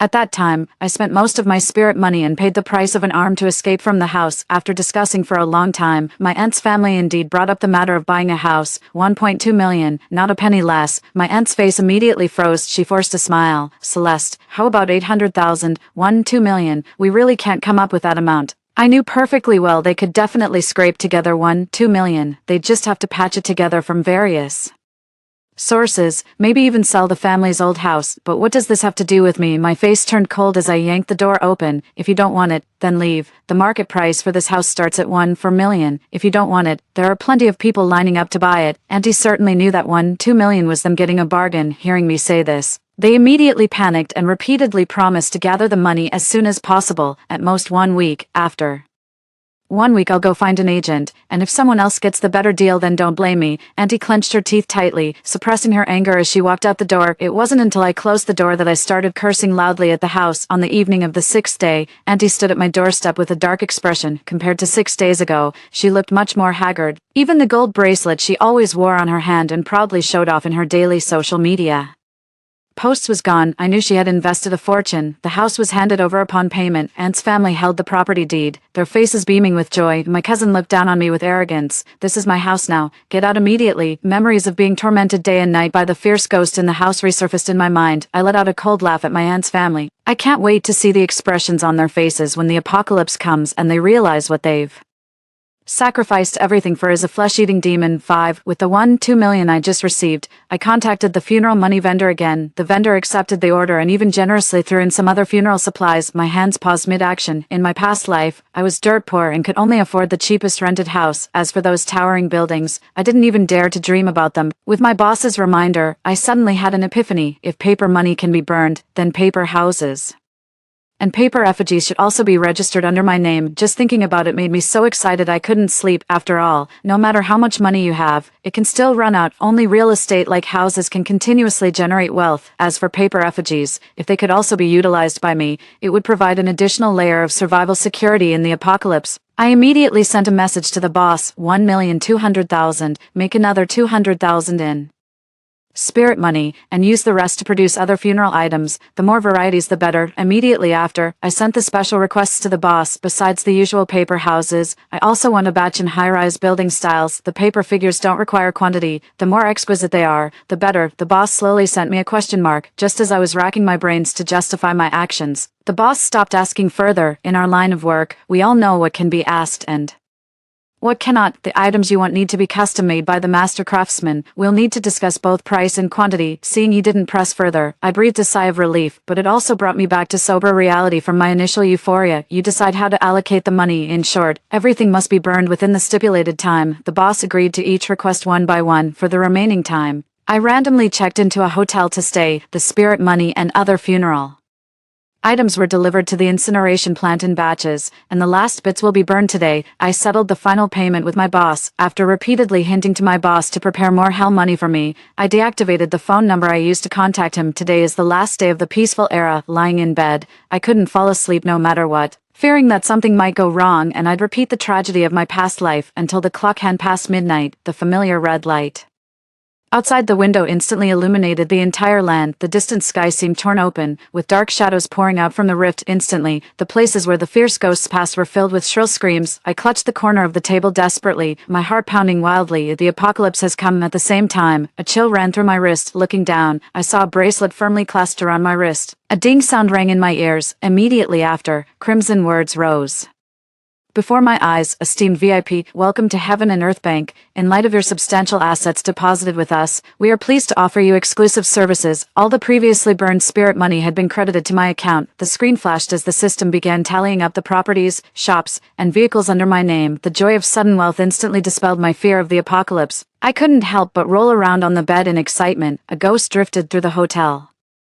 door and floated eerily before me. Sensing the presence of a living being, it immediately bared its fangs and lunged at me with a ferocious expression. With a mere thought, a stack of cash materialized in my hand out of thin air. With a flick of my wrist, $100 bills scattered across the floor. The fierce ghost that had been snarling just a second ago froze in place, its face filled with disbelief. From now on, you are my back-pounding ghost. The fierce ghost seemed to feel insulted and rushed at me in a rage. I took out 2 bundles of cash and threw them in front of it. It paused in surprise, then suddenly knelt down before me with a thud. This old servant has arrived. This old servant has arrived. Just as I was enjoying the fawning service of the back-pounding ghost, my phone started ringing like crazy. Seeing it was my aunt, a cold glint flashed through my eyes. I've let her discuss me in my phone for so many days, just to witness today's grand spectacle. The moment the call connected, a piercing wail came through the phone. Celeste, what did you put in my house? Get it out now. I spoke unhurriedly. Auntie, you were the one who wanted to buy the house, and you already changed the locks. What does this have to do with me now that something's happened? My aunt's family was shouting curses from across the street, but under the torment of the fierce ghost,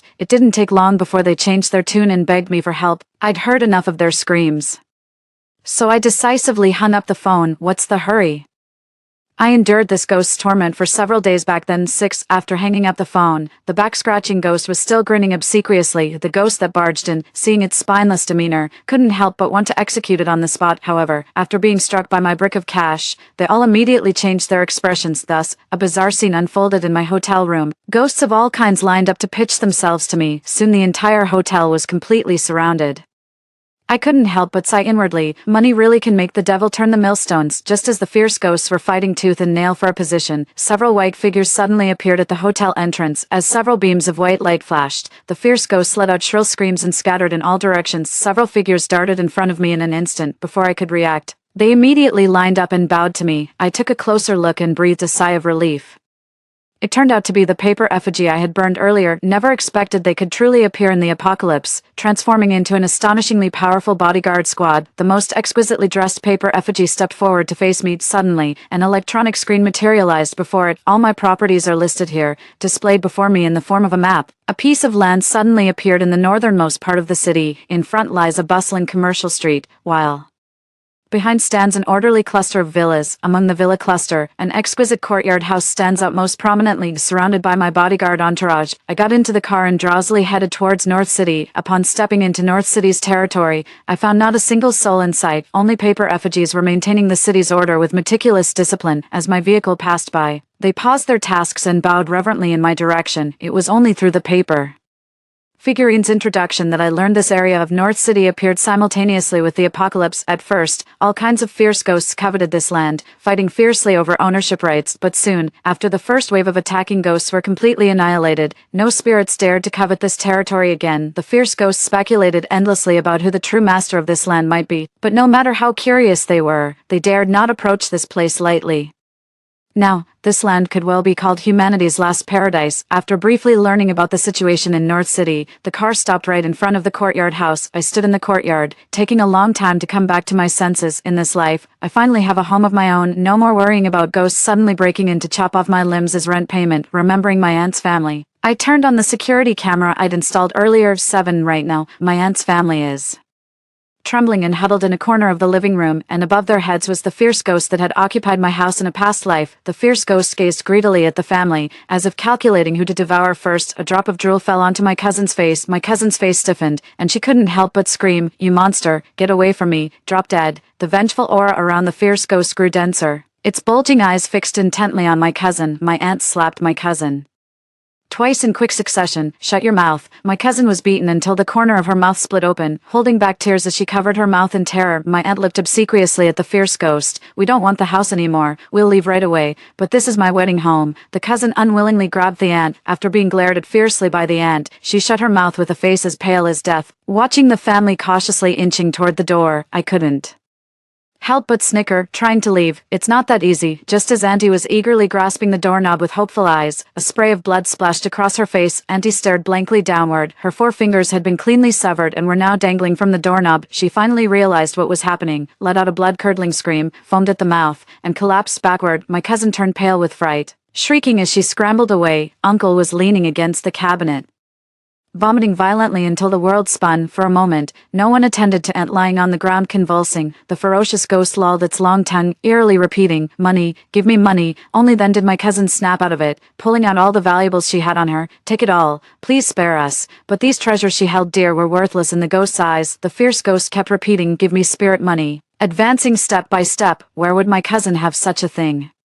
On her, she collapsed to the ground, weeping bitterly. "No spirit money, then use a living person to pay the debt. Who among you is willing to stay?" 8. The aunt's family huddled together, pleading desperately. No one was willing to go to their death. The fierce ghost's patience had long run out. In a flash of red light, the uncle who was still embracing his weeping aunt found his arm falling to the ground. The aunt and cousin screamed and dodged away. The aunt even kicked away his hand, reaching for help. "Husband, the child is still young and can't be without my care. I've wronged you. I'll burn more paper money for you in the future." A trace of despair appeared on the ferocious face of the uncle, struggling to prop himself up with his broken arm. He fiercely grabbed the aunt by the neck. Only when the aunt choked and rolled her eyes did the terrified cousin, who had been scared out of her wits nearby, finally snap out of it, "He stays. We choose him." Uncle still wanted to resist, but the fierce ghost gave him no more chances. Watching the fierce ghost drag the limp uncle into the darkness, aunt and cousin clung to each other, wailing as if reborn from disaster. Supporting her aunt, the cousin helped her stand up, and the two quickly headed for the door. "It's all your father's fault for being useless. If he could earn money, would we have bought this unlucky house? He deserved to die. From now on, Mom will protect you. Is that so?" Watching my aunt speak with such conviction, I Forced a smile, the door opens, the mother and daughter, seeing the scene outside, felt their hopeful expressions fade away one by one. The outside had long been occupied by fierce ghosts. At this moment, they were staring intently at Auntie's severed hand. To starving ghosts who have endured centuries of hunger, the scent of human blood holds an irresistible temptation, driven by maternal instinct. Auntie desperately shielded my cousin with her own body, thus she missed the fleeting glimpse of venomous malice on my cousin's face.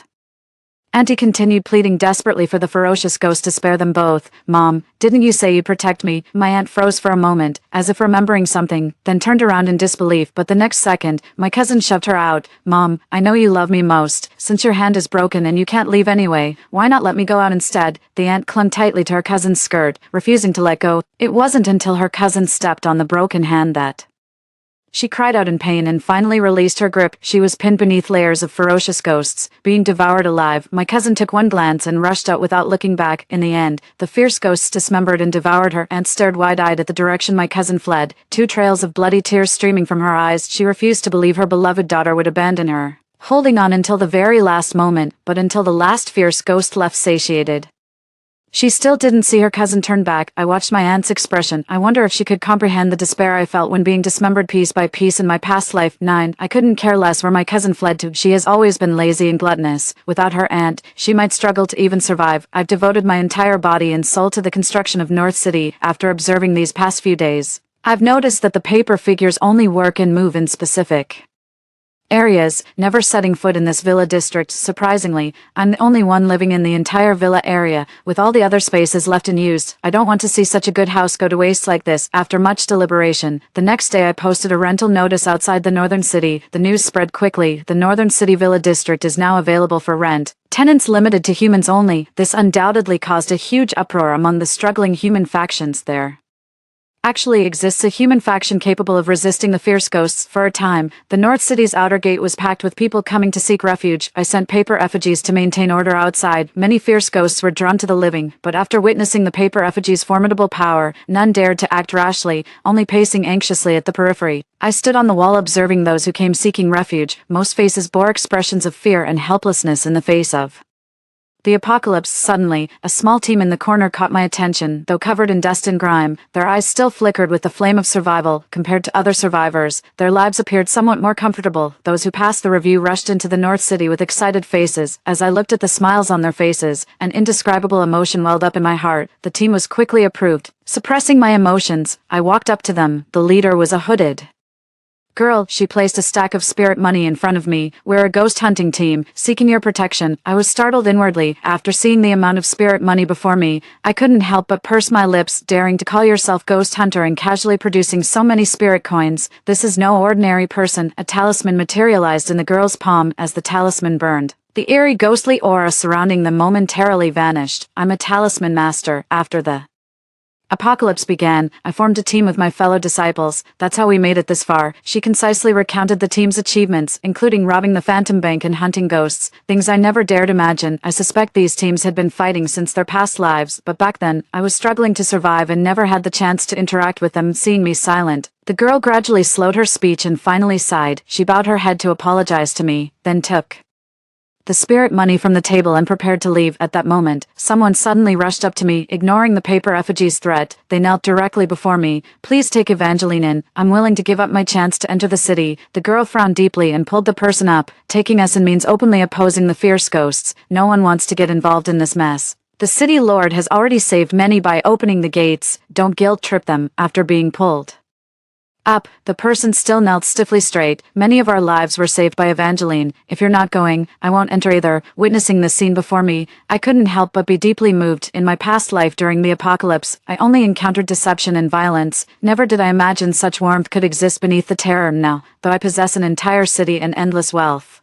I only think of self-preservation, never daring to imagine I could save humanity. After all, no matter how strong my paper guardian team is, they can't protect everyone. But upon seeing this squad, an unprecedented thought suddenly surged in my heart. If this talisman's power could be stronger and used by more people, wouldn't that mean humanity still has hope? Remembering the hopeful expressions on the faces of those entering the city, I stopped the departing girl. "Beijing welcomes your arrival." The girl stared blankly at the key in her hand, her eyes instantly reddening. 10. The girl's Name is Evangeline. From her words, I learned that even before the apocalypse arrived, there were occasional wild ghosts roaming about, but back then, the ghosts didn't possess such formidable power. With their talisman mastery, they could repel the ghosts, yet now, the apocalypse has arrived. While the ferocious ghosts' power surges, talisman masters have lost their material supply, greatly diminishing their strength. Before reaching North City, Evangeline's group had already lost more than half of their members. Do you know any other talisman masters? Evangeline let out a bitter laugh. Talisman masters are scattered across the country, but with the apocalypse upon us, our lineage can barely protect ourselves, let alone have the energy to contact others. I understood clearly in my heart. That very night, paper effigies were sent to post the rental notices in more distant locations, with the announcement explicitly stating preferential treatment for those with specialized skills. Within a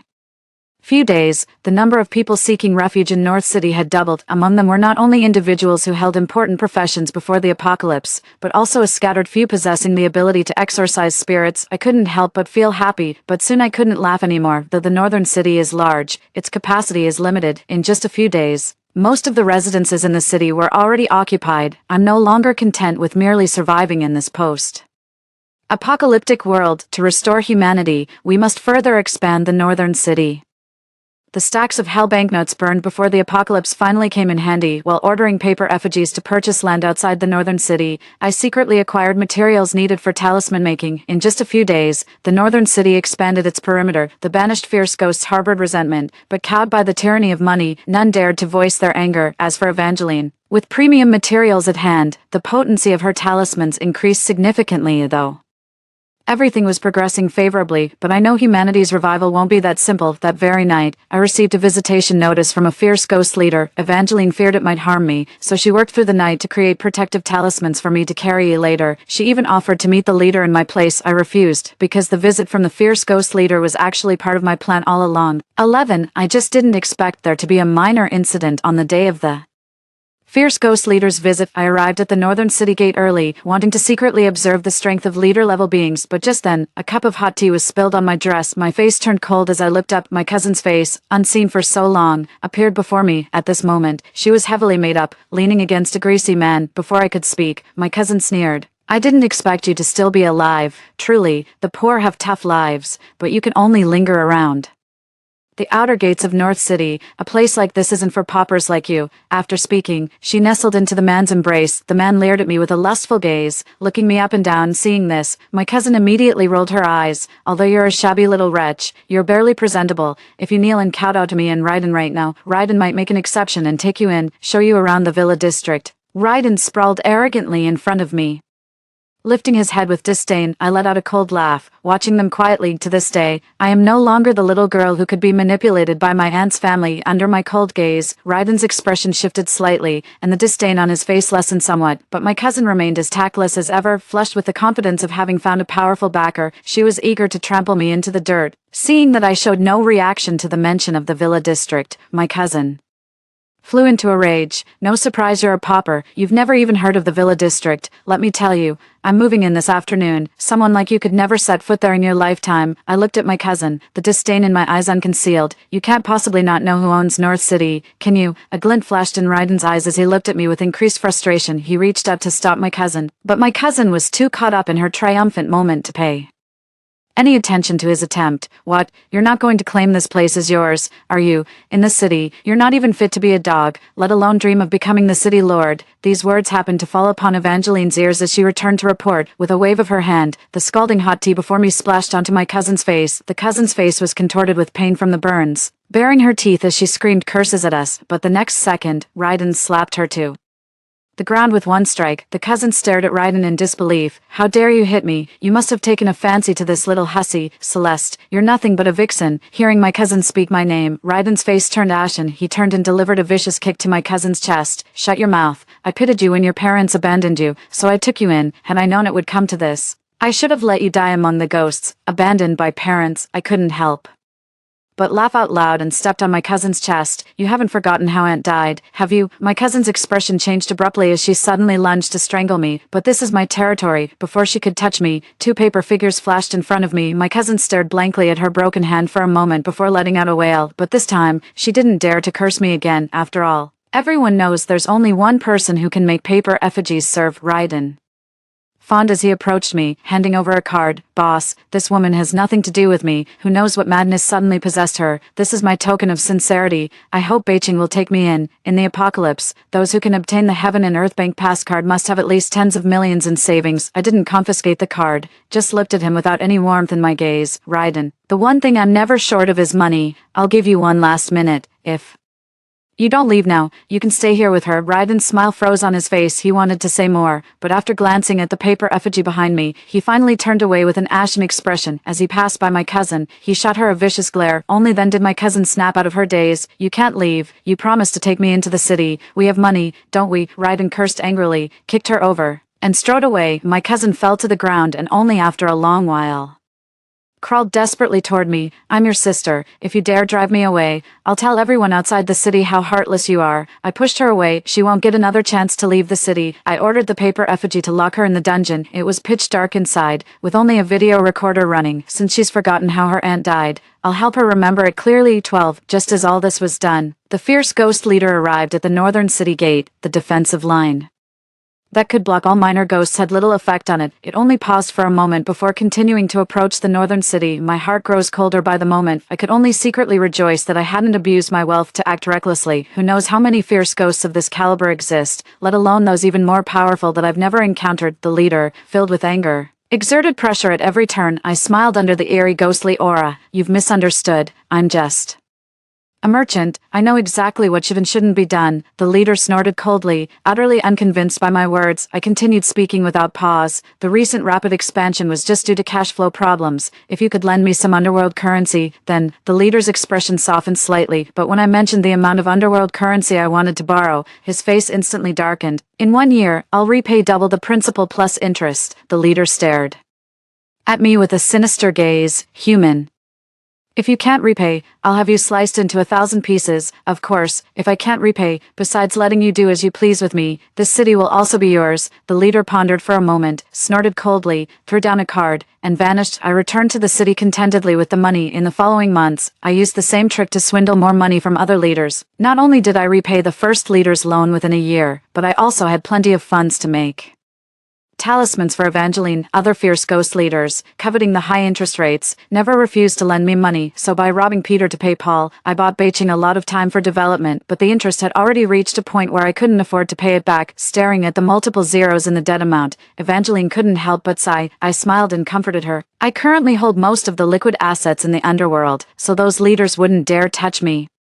After all, according to Underworld Bank's rules, if I die, all my assets automatically vanish. They wouldn't get a single coin, driven by greed. If I borrow from the next leader, they'd even take out loans themselves just to lend to me. Every ghost is gambling, betting that this time bomb won't explode in their hands. This way they can effortlessly double their funds while lounging at home." The old me might have still feared their retaliation, but now the influence of North City keeps expanding. With more and more talented individuals coming to join, Evangeline and her team incorporated various school strengths to improve the talismans, even burying a massive spell array beneath North City. At this time, I had just inherited the fortune. Fearing the power of the Northern City, the fierce ghosts no longer dared to act as brazenly as before in the human world. Humans and ghosts coexisted peacefully for several more years. Finally, one day, all the fierce ghosts returned to the underworld.